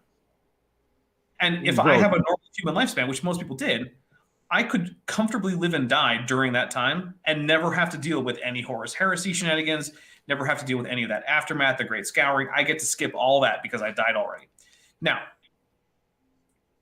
I do think that actually there's a fair chance that if I'm a member of the Imperium under the Emperor sometime before the Horus Heresy in M31, that I might actually have a pretty decent chance of having a better standard of living than average for Dune under Leto II. Oh, see, but you've got to celebrate all the way to a single time period that's a possibility that you still hedge your bets on. I can say unequivocally, you pick any time in the 4,000 years that Leto ruled, or 3,500 years that Leto ruled, any planet, hell, even Arrakis, I'd still fucking take. Even Gedi Prime, I'd still fucking take, because at some point during those histories, yeah, the Harkonnens are gone, and Leto turns those planets into paradises. Those are the only planets I can think of that I wouldn't want to live on at any point during those, or at a point during that history. You have to pick a particular millennium in 40K on a particular set of planets, and you still have to hedge your bets on whether or not it would be good. And even Actually, that is I think very. if- Go ahead. No, Oh, go ahead. I was just going to say, I think I actually wouldn't really be hedging my bets that much if I'm saying, because remember, the original question isn't just which universe, it's which one would you serve? And Well, it was which one's better. That's why I came in like, wait, what metric are we using? The question was literally, which would you rather be a servant of? Okay, was that Now, all right? Okay, that was the original question. Now, one of the problems there is it raises many questions. Like, okay, who would I rather be a servant of in terms of like, am I a servant who like is regularly like in the throne room hanging out? The answer is the big E, because I'm less likely to be randomly crushed for no reason. No, but you will be randomly ran through by a custodes when you accidentally look in the general direction of Big E's toenail. But that's great. That actually didn't. We don't actually have a lot of stories of, or really, as far as I know, any stories of custodes just randomly killing humans who were in the Emperor's presence for looking at him wrong. That actually didn't happen. That's not the case for Leto II. He would just randomly crush people because giant one guy. Well, great, but there was a point behind it. It was one guy. It was one guy, and it was over and over again. But okay, now granted, it's probably been like 8 or 9 years since I've read all of the Dune books, so you're gonna have to forgive me. But I remember him. I remember him being fairly capricious, at least in terms of like the perception of regular humans. Like, sure, from his perspective, he had this whole golden path, and like he knew exactly who he had to crush with his giant penis body and whatnot, right? Fair enough. But if I'm just some dude, I don't have access to that. Hey, as far as I'm concerned, he just randomly crushes people. Can we stop calling it a penis body and start calling it a cocaine body? Because that's really what it was about. I mean, except it looked like a giant penis, so no. Turd worm. Genus. It's all right. I'm okay with turd worm. I'll change to turd worm if that's better. It's more accurate. I was just more bringing up the fact that it was basically him having a worm body was more akin to him walking around with a fucking gas mask that he's constantly smoking weed out of, like 24/7. That was the purpose behind it. The thing it. is, though, I have a gas mask, and I have access to weed, and I could do that, and I wouldn't turn into a giant worm. No, I'm saying that the function of the penis body, as you like to say, was for him to fucking basically have his supply. I'm not saying that wasn't the purpose of it, but it was still what it was. Give it its due, man. It's a way for him to stay stoned 24/7. I mean, it's not saying it wasn't, but it also was basically a giant turd worm or giant penis, depending on which one you prefer. I know. So, like, I'm not going to give up on that fact. You guys cruise around in giant dick ships. I don't know. Fuck. I mean, they're not that phallic. Really? This isn't Lex. Hang on. Look at the average outline of a ship of the Imperium of Man. And what do you see towards the front? Hey, it's a rather pronounced scalloped shape, rather smooth and elegant with sharp determinations, almost like a helmet. No, it's got too many right angles. It's a little more beefy, like it's got too many right angles. There's usually a prow projection, and like look, if you want upper engine and a lower engine assembly. I'm looking at it. You want phallic spaceships. First is Lex. That's number one. Okay, that's not in dispute. Go on. But then what I'm going to say is a number of Amar ships from EVE Online are significantly more phallic than anything in the Imperium. Well, sure, and a fucking Guild Highliner is a giant tube. Well, it's a giant tube in that movie, but they're not well described otherwise. Like, if you read the books, like, what is a Guild Highliner like? I don't know. It could be anything. Which is actually one of the reasons why I think it's tough to make this decision, is because just as a result, like, I mean, how many books are there in 40K? Hundreds? I don't even know. Oh, yeah. Like, how many books are there in Core Dune? Basically 6. And how many are there if we include Brian? I mean, what, like another dozen? Almost 2 dozen. Oh, it's another 2 dozen? All right, so let's get total in Dune right now that have been published is right about 2 dozen. Okay, so 2 dozen total. Yeah. Like, we just have more detail about what everything is like in the Imperium, which means we know more about the ships, we know more about the military technology. And actually, this is a point I think against Big E, is that it's there might actually be things in Dune that would just absolutely destroy the Imperium of mankind. We just don't know. Like, what is ship-to-ship combat like in Dune? We basically have very little idea. Well, we actually get a glimpse of the older version of it during the Butler and Jihad, where humanity was fighting the thinking machines, and also, and the go on. combat was fucking brutal. Oh yeah, but I think one problem there is that was so long ago that I don't know what the technology is like by the time we get to say even Paul versus what it was like during the Butlerian Jihad. But the machines still have an empire on the outer edges of the known universe. Dune, the Dune universe, and so they still have technology that, and that's it goes back. But we established we're all the human empire versus human empire. No, I know what I'm saying is that we don't know what that kind of technology is like in that time. We also established that without setting up rules beforehand and figuring out how everything interacts. It's a unfair comparison. Because all you really have to do is point to the Blackstone fortresses that the Imperials have in Warhammer and fuck anything that Dune has. Or even just the Phalanx. I mean, the Phalanx is obscenely, ridiculously awesome in terms of just everything. Like, by the way, for people who don't know, the Phalanx is the ancient and mysterious in origin gigantic mobile space station that serves as the fortress monastery for the Imperial Fists that was granted to Rogel Dorn by the Emperor, who himself wasn't really clear on where it came from. He was just like, hey, this thing is gigantic and amazing. You want it? And Rogel Dorn was like, I yes, will please. Fortify it. Yes, well, of course. I mean, you must construct additional pile. Oh wait, that's the Necrons. Although that does then lead to the one of the best rivalries, in my opinion, in 40K, which is Iron Warriors versus Imperial Fists. Because my goodness, those two hate each other. I have an interesting idea, and it's we'll file it under the things of we don't know enough. Suicide Navigator. Oh wait, which navigator? No, just any navigator. Oh, okay. So either side, huh? No. I mean, Guild Navigator. Oh, well, you got to specify because the navigators in 40K are also just called navigators. My apologies. Yeah. No, a Suicide Guild Navigator. Well, what about a Suicide 40K Navigator? I don't know. I don't know enough about those navigators. Well, so the thing is, what I'm saying is, you have a guild navigator in control of.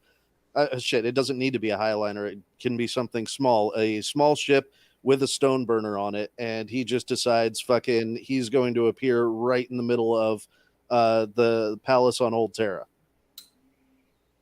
Boom. I don't know it. The reason I say this gets filed under the things we don't fully understand is because we don't know if 40K would be able to see it coming. Yeah.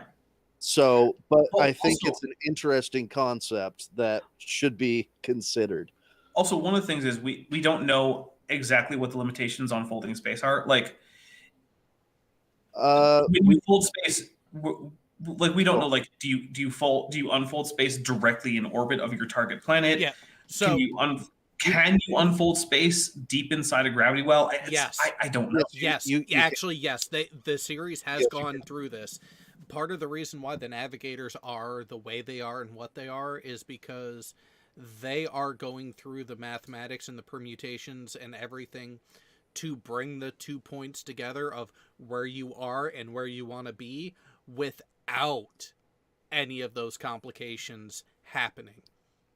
And they can also the most adept of navigators can also pinpoint their unfolding, I guess, in a very small area, because I know there was a part where they're talking about on Ix where they have like the navigator or the Highliner construction yard, and it's in a giant canyon, And then so they build it inside the canyon, and then they put the navigator in, and the navigator navigates to orbit.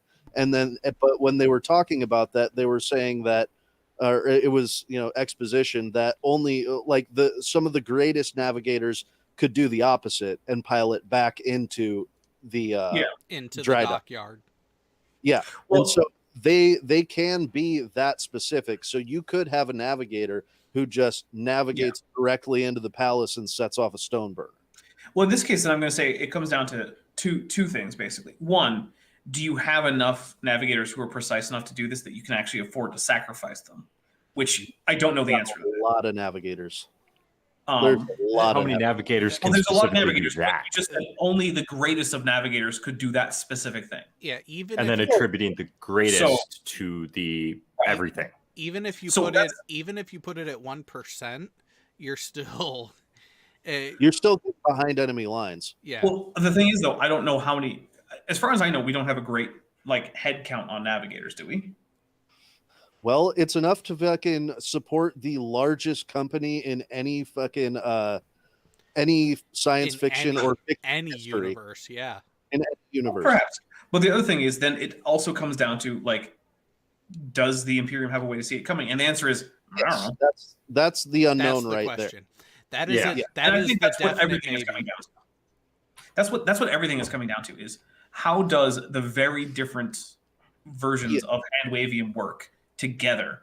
And the fact is they're so different and they're so entwined in the military capacities of both groups that I'm not sure how to compare them, which is easier in some versions. So, like if you do other sci-fi comparisons, like how does the Galactic Empire from Star Wars do against, say, 40K? The thing is, the crazy hand wavium of the Force, it's not that hard to figure out how it should interact with the warp, right? They just both work. It's fine. Yeah. Hyperspace is just a thing. You travel through it. It's not instantaneous. It's not super exact, just like the warp. So you just kind of okay, whatever. Can you see it coming? I mean, sure. Let's say you just say, okay, the Force, you can see you can see things in the Imperium happening, psychic prescience for 40K, you can see kind of what's happening with the Star Wars universe. Okay, fine. But the thing is, it's Jedi. Well, perhaps, but it's so much more different between Dune and 40K that I don't have good answers as to how these things should interact, especially since there are personal forces in the warp that I would think could have some influence on the hand wavium of Dune, but I don't know to what degree or in what manner. And in the inverse, how much should the differences in FTL translate, and it's just they're such different universes that I don't have good ways to compare them directly. Well, and this is all whether or not we're talking about a galactic scale war or we're talking about emperor versus emperor at what time. If we're doing emperor versus emperor and we're doing anything, so if we're doing emperor post heresy, okay, I mean obviously Leto II is going to win because he's just going to crush the guy. Yeah. But if we're doing up to the end of the Siege of Terra, I'm going to give it to Big E in terms of just physical combat. Here's the thing, though. Leto, when he was in that form, when he was at the height of his emperorness, he was going to die when he chose to die. He was not just that; he was a massive creature. Look at go back and look at the thumbnail. Star Dragon. I gave. Or sorry, Void Dragon. Void Dragon, my bad. Yeah, it's still one of those things where you have a creature that is not fazed by any sort of terrestrial firepower, and that is what Leto turned himself into. But you got to remember, Leto can also see the future. But so can the Emperor. Thing is, Leto will die when he is at his chosen time and place, as he did in the books, and that's a core part of his character. We once again get into the how does the crazy nonsense hand wavium interact, because the Emperor of Mankind, Big E, can also see the future. So now we have two entities who can see the future in a universe where we don't know to what degree, like the Chaos Gods can interfere or whatnot. Wait. Hang on. Big E's ability to see the future is as flawed as the actual God in Christianity because he didn't see what half of his sons were doing. Yeah, Yep, That's I agree. interference, and we don't know how that interacts. Perhaps the gods of chaos could also interfere with Leto II's impressions. I don't know. Well, I mean, You to don't be fair, either. the gods of chaos could whimsically turn Leto into a leech. Just because. Yeah, that's a Also, possibility. Sure. we have But here's as something far we as haven't considered. their described powers, Leto's is better. From what we can see, it's like, yeah, there could be demons that pop out of the fucking warp and kill you and flay you alive in Dune, but we never see that, so we can't make that assumption. We do see that in 40K, so we can make that assumption. I'm going to propose an idea that I don't think we've had yet. Okay.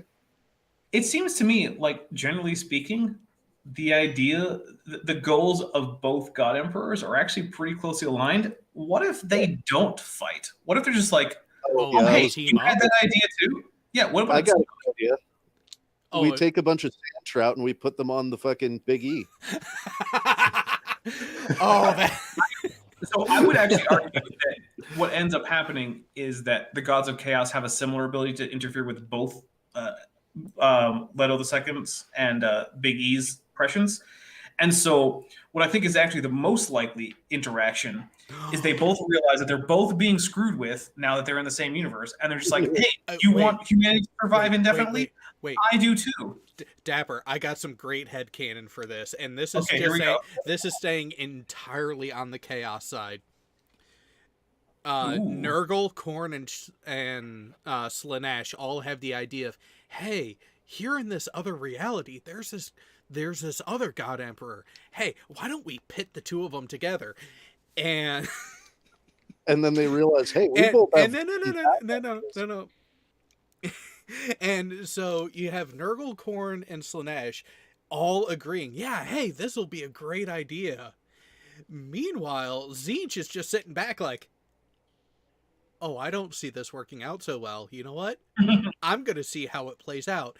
And then he, being the epic troll that he is, yeah, let's go ahead and do it. They do it. Instead of the two emperors battling each other, they actually talk initially and realize, hey, we have the same goals. Wait a minute. They really do. There are these other fuckers that are trying to screw shit up. Hey, let's both take them out. Yeah, hey, this is I all think about that's actually humanity on the golden path in both cases. Yeah. There's so now one we need to- issue. Oh, sorry. Go ahead. There's one issue. What does Leto look like again? Yes, he is Giant technically a Xeno. No. He looks like a giant penis man. Yeah. What is Slaanesh's? Oh. Slaanesh would have a lot of fun with Leto. Yeah. So here's the thing though. I actually don't see that coming, because here's the thing. If Leto II's big goal was just like hedonism, he wouldn't have actually merged with the sand trout and become a half worm, half man dude. Oh, that's not what I'm saying whatsoever. From an aesthetic standpoint, I get it, but I'm saying Leto looks like a dildo, and Slaanesh likes dildo-shaped objects. I mean, preferably true. spiky ones that squirm around and eat. That's exactly from the inside. Leto. But that's Leto. But the thing is, though, like I get that Slaanesh might be like, oh, hey, maybe I can do something here, but I actually don't think that would be the case, because let's face it, if carnal pleasures and hedonism were Leto II's thing, he wouldn't have done the whole weird sacrifice himself for the great of humanity and become a half sandworm penis monster. Like, he wouldn't have done that if he were likely to fall to Slaanesh. Oh, I'm not saying that he is motivated by that. I'm saying he is going to be used by Slaanesh for that. Yeah, this is entirely Slaanesh being the murderous fuck whore that it is. Just seeing Leto being like, you'd be fun. You're mine now. I just No, want that's just a. Oh, go ahead. I'm sorry, I didn't mean to interrupt. Oh, I'm taking it in a different direction. I just want to see. I want the Adeptus Mechanicus to meet Ix. Oh, they would love each other. Yeah. I think the real conclusion here is that the two universes have a lot more in common, and they should get along a lot better than what the first part of this conversation would imply. Oh, sure. Space Marines on fucking Spice. Are you kidding me? Who's the real God Emperor? The answer is both. Yeah. I think Leto would be more like a God Prime Minister. I think it would work better that way. Like they're both in the same empire. Yeah.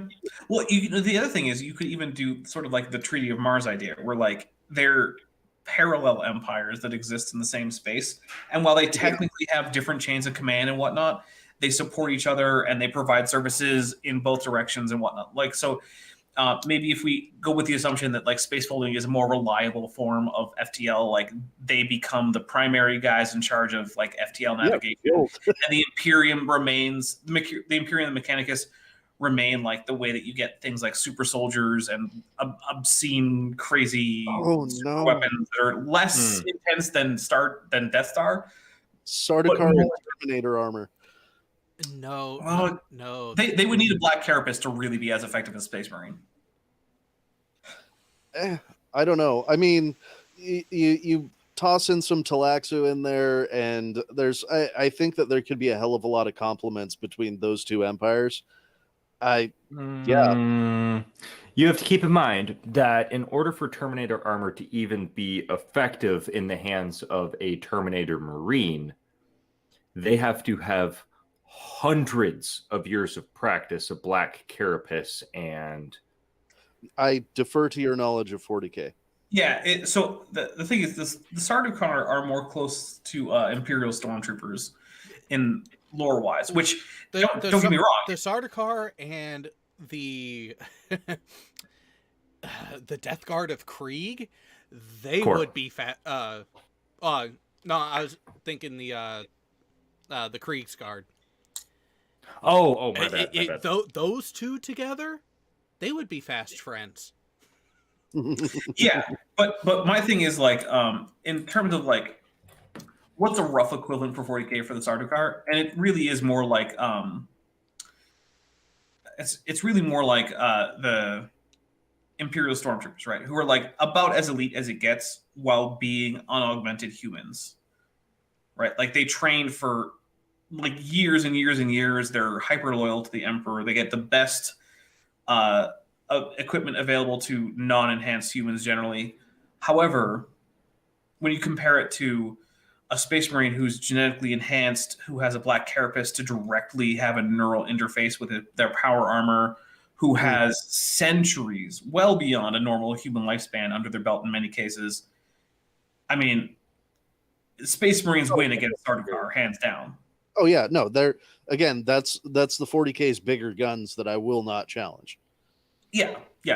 The thing is, 40K is as overpowered as it is possible to be, really, for reasons of that's kind of cool. And the thing is, look, we all know 40K is kind of stupid because like it's just like, come on, like none of this, like this is absurd. Like, well, my Pokemon is 1 million power and yours isn't. That's part of what makes it so great, and TD Lane just summed it up beautifully. Instead of a flashlight, you get a fully automatic flashlight. Yeah, gas mask noises. It's true. But the thing is, though, look, but that's the thing. So the flashlight, for people who might not know, is the euphemism for an Imperial lasgun. But the thing is, if you look at what a lasgun does to a human in the lore, it's absolutely devastating. Like it's like the Predator's plasma caster in terms of what it does to an actual like just regular guy. But the thing is, 40K is so crazy and overpowered that the Predator's plasma caster seems about as effective as you shining a flashlight repeatedly at whatever threat is coming at you, because the threats in 40K are so ridiculously overpowered. So like, it's one of those things where like, look, there's a reason that why 40K always comes out on top in most comparisons, and it's because 40K is crazy. You shouldn't actually be comparing it to most things. I have wanted to lose to, but continue. Well, I think the only reason why there's a question with Dune is because Dune is just so different. Yes. Dune is an extremely I don't even know how to. It's sort of an outlier in sci-fi. Like the tropes that you get in Dune about like how the technology works and how the society works and how the weapons work are so different from anything else you get in sci-fi that it's hard to compare. Like who would win the Klingons or Dune? I don't know. Dune maybe, I guess. I don't know. Who would win the the Rakatan Infinite Empire from Star Wars or the Dune Empire? I don't know. Like that's the thing with all of them. The answer is I don't know because I don't have a good way to compare the tech and the powers from Dune to the tech and the powers from any other sci-fi universe. Oh, I have one that I can confidently say would kick pretty much all of their asses. I'm very confident about this one, but then again, push the I believe button, file it under we don't know how to compare and stuff. I think 40K would get its ass handed to it by the Time Lord Empire. No, sorry, the 40K Empire wouldn't even exist. Yeah, that might be. Although then again, the Time Lords are clearly not omnipotent because they didn't exactly come out well in the Time Wars. But then again, okay, and that's a war is that's weird. The fucking Time Lords versus the Daleks, and that's a whole other. The Daleks on their own would destroy the 40K Empire. See, that I'm actually not that sure about because I don't think that they could. So here's my thing. The powers of both the Daleks and the Time Lords are super vague and way more plot convenient than is typical because most of Doctor Who is basically just plot convenience piled on top of plot convenience. Well, and that's where I think if you're going to pull anyone from the Whoniverse to throw in there, I actually think the Cybermen would actually stand the best chance. Yeah, I agree. There's more of them. Not just that there's more of them. They assimilate and upgrade everyone and everything that they find. That just sort of makes them the technology equivalent of the Tyranids in 40K. Like, yeah, but they can also probably assimilate the Tyranids. Technonids. No, I don't think they can though, because remember, a Cyberman has to have a at least human-like brain at the core, and most Tyranid bioforms are way too stupid for that. Not necessarily. They're kind of vague about what can be upgraded and what can't be. The one thing that I've been waiting for them to introduce for years, but I feel like they're waiting on it for something special, is they do mention that the Daleks are compatible. Well, the thing is, though, again, the Daleks are hyper intelligent. Like your average Hormigaunt is not really any smarter on its own than like. But they're not humanoid, is what I'm saying. They're not. It's not a human-like brain. So that was just to when you brought that up that they need a specific thing. I was just saying that here's a case where they don't. See, and TD Lane knew where I was going with it too. The Cybermen have an immediate ally in the Mechanicus. That's true. I would very much disagree with that. Huh? Wait, we know exactly what the Mechanicus would do. In fact, what did they do with the Men of Iron, or what? How do they feel about them? I should say.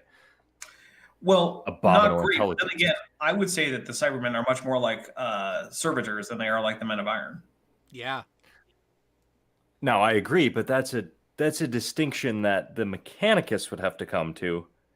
And I think they would, because I mean, what controls the quote unquote software of the average Cyberman? I mean, it's a human brain. So I mean, the difference between a Cyberman and a servitor is basically servitors tend to have more of their biological body. But the thing is, if you look at battle automata in the Mechanicus, like you find in like the Mechanicus army in just modern 40K, those battle automata actually are controlled by usually vat-grown, but still human brains, which means that the Mechanicus already has warriors that are basically a human brain inside of a robot body. But at the same time, those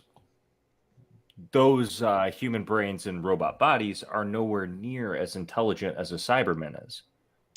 On their own, no. But then again, an individual Cyberman isn't actually that intelligent. It's the collective that's really intelligent.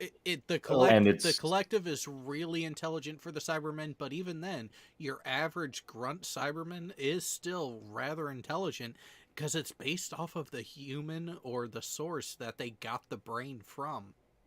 The thing is, though, that many tech priests end up essentially being the same thing, where there's a human brain inside of an entirely machine body after long enough. That's fair. It would. Yeah. Again, that's why I see the Cybermen. If the Cybermen showed up in 40K, the Mechanicus would be like, "Ooh, cousin."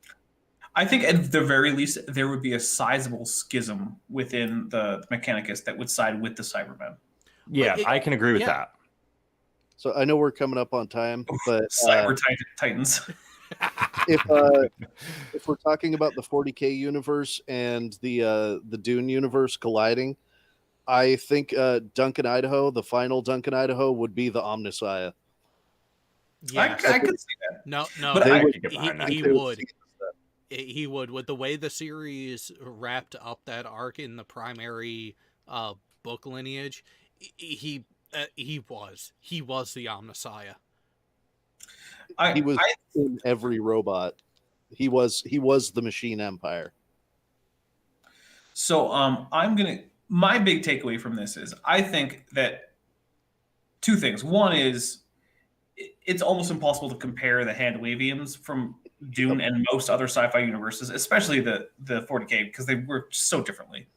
But on top of that, I actually think if we were to actually do a real mashup, that cooperation might actually be the more likely outcome between Big E and Leto II. Yeah, I think that's fair. I agree with that. Sorry. No, I was going to say, I remember Big E was totally on board with cooperating with human civilizations that joined voluntarily. But that was also when he was still not a skeleton and leading the Imperium. That's true. But then again, I think that even Robo Girly Man might have a similar stance, since he remembers when that was the stance of the Emperor. He does have a similar stance from what I've seen, but that's also an extremely small portion of time with Gilliman being back. Well, that is one of the things. The 40K changes a lot in terms of like how it works over time versus the 3,500 or so years of Leto II. So, like, what happens if Dune comes in during the Age of Apostasy is going to be different. But if the Emperor is still in charge, if Big E is still in charge and he gets his say, I think cooperation is most likely the outcome. I 100% agree with that. Now, because we can't compare the hand wavium, I still go back to my original argument, and I believe that is still very valid. Well, we can compare the universes, we can't compare them head to head. Yeah. So a breakdown of what each one did and why one is better than the other, I believe, is more valid than a head-to-head comparison or even a cooperative comparison. And I rest my case.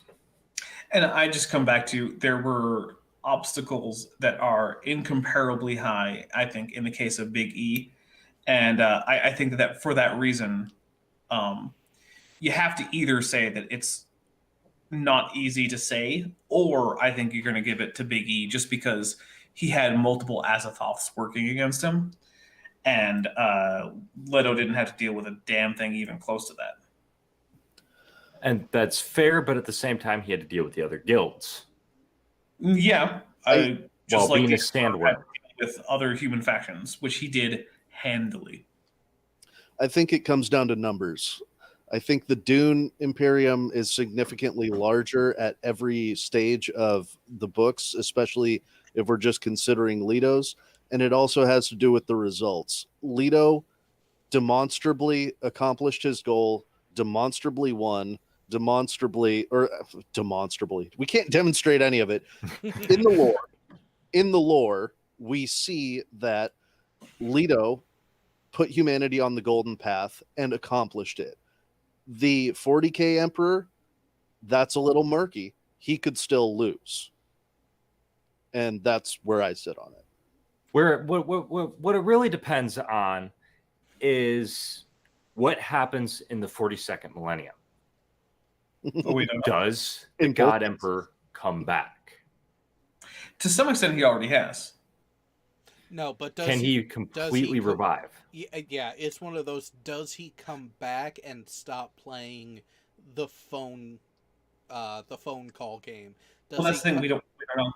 No, and that's what we're saying is there's still that open door. There's still that avenue. There's still that unknown. Whereas Leto, I'll tell you one thing. I know who's going to come back a lot before that, and that's the vast majority of the Primarchs. I actually don't think so, because Game Workshop doesn't have a single author. They have a group of them, so they get inconsistent. They get veto power on stuff like that, though. Yeah, because here's the thing: they know what models they want to release, and therefore they know what stories they want to approve. Yep. So yeah, that's true. I could see a return of the Primarchs, and then after the last of the known Primarchs comes back, then they'll bring Big E back in all his glory. I could definitely see them doing that, which would be rather interesting to see how they do it. But then there's another question that comes up. What about the other two? Oh, I think they're good. I don't think they have any plans on that anytime soon, because I think they enjoy the little teases here and there every once in a great while about those two. I think I don't actually expect to learn anything significant about those two Primarchs at all. Like, I expect to die before anything significant happens there. Yeah, I agree. I agree with that. I think I maintain that Duncan Idaho inherited the throne and is the God Emperor, and I think you would kick 40K. He's not in the thumbnail, man. He's not in the thumbnail. Lore, man. Lore. No. Living, breathing 40K Emperor. What does this have to do with Data's brother? You know what? You know what, though, Dapper? You mentioned who's in the thumbnail. Did you see who else was in the thumbnail? I saw it, but you might have to remind me, because it's been 2 hours. Well, so we have the one. Actually, you know what? Hang on. I will do this. There's a DM. There's that, and wait, are you DMing me on Discord? What's going on now? Yeah, I'm sending you the actual thumbnail itself, so you can even zoom in as you like to see, because fancy. I wanted the size. I wanted the size to be somewhat comparable, but I still had to give the three other characters on it a little extra just so we could see who they are. Who's in the top right? Oh. Who is the how shall I say? Who is the Super Smurf with all of the titles? Oh, okay. So it's Robo Girly Man. No. I mean, he is the Super Smurf. There's another. There is another. Who is it? Who is the... I'm not gonna guess. I don't know. I see Rogaldorn, except it's really Rogaldorn. It's sort of like the meme Rogaldorn, but yeah. Kato Sicarius. Okay. I mean, to me, like, I clicked open original when you sent me that, and it's still not super high res. So, like, it's just a bunch of pixels. Well, granted, he is flying in from the distance to try to take out Leto.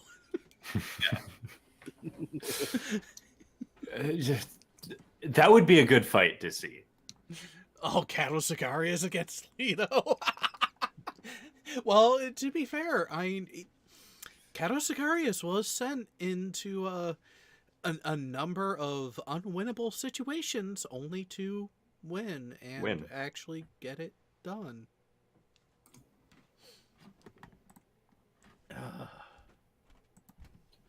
Well, I think what we've come to the conclusion of is there isn't a clear answer, and there are decent arguments on all grounds, including cooperation. Yes. Especially cooperation when you really look at it. Yeah, that's fair. And that's what we want to see too. Yeah, you know what? If there's one thing that encompasses the Imperium of Mankind and Warhammer 40,000, it's kumbaya, and let's all get along.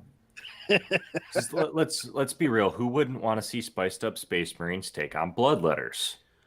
Yeah. I would watch that. Put it in the hands of the proper writer, and yeah. And let the Ben Gesserit take over some administration. Oh no! Combine the Bene Gesserit with the Sisters of Silence. Ooh. Ooh, I could see that. Yeah, but no one wants to hang out with them, though. Exactly the point. So they would get along. The Ben Gesserit I don't even think the Bene Gesserit want to hang out with them. I mean, you have nuns with guns that don't talk and use sign language. No, they're worse than that. What's that? They're worse than that. They also give off an aura of unease and disgust. Yeah, that's true. Yeah. So they're not just nuns with guns. They're nuns with guns that everyone hates because of literally against their own will. Now you have the other wonderful combination of the Sisters of Battle and the Honored Matres. Oh fuck. Oh man. That the seeing those factions of them and how they would interact would be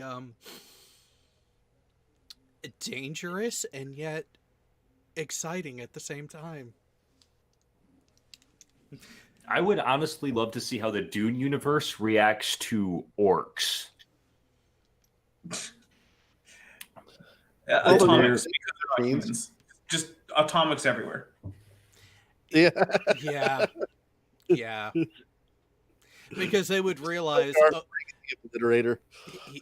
they would realize that if you let the infestation go on just a little bit too long, all bets are off. Yeah. And the fact that the infestation isn't finished when you finish the battle. Nope. Not even a little bit. Well, with that, we are going to call this to a close. We are going to have a short respite and a bit of snack break, recharge, refuel, and then, I sense a bunch of debauchery is going to end up happening on part 2 of tonight's show. So, that's just par for the course for VTW, anyways. Which we will be live in a. Yeah, I'm going to give it a half hour. So at the top of the hour, we will be back live again with Veterans Talk Weekly, which apparently some stuff and things has gone on, and there's going to be at least one, if not a few more rants that take place. Who knows what they could ever be about? When is that? Mm-hmm. When has that ever been different? We don't always go on rants. It's just this time there's been stuff that has happened in the past couple weeks that people need to vent about, and I don't blame them. Fair. With that, we will catch all of you out in the audience, and 30 minutes we'll be back on air. Good night, everybody. Bye. Enjoy.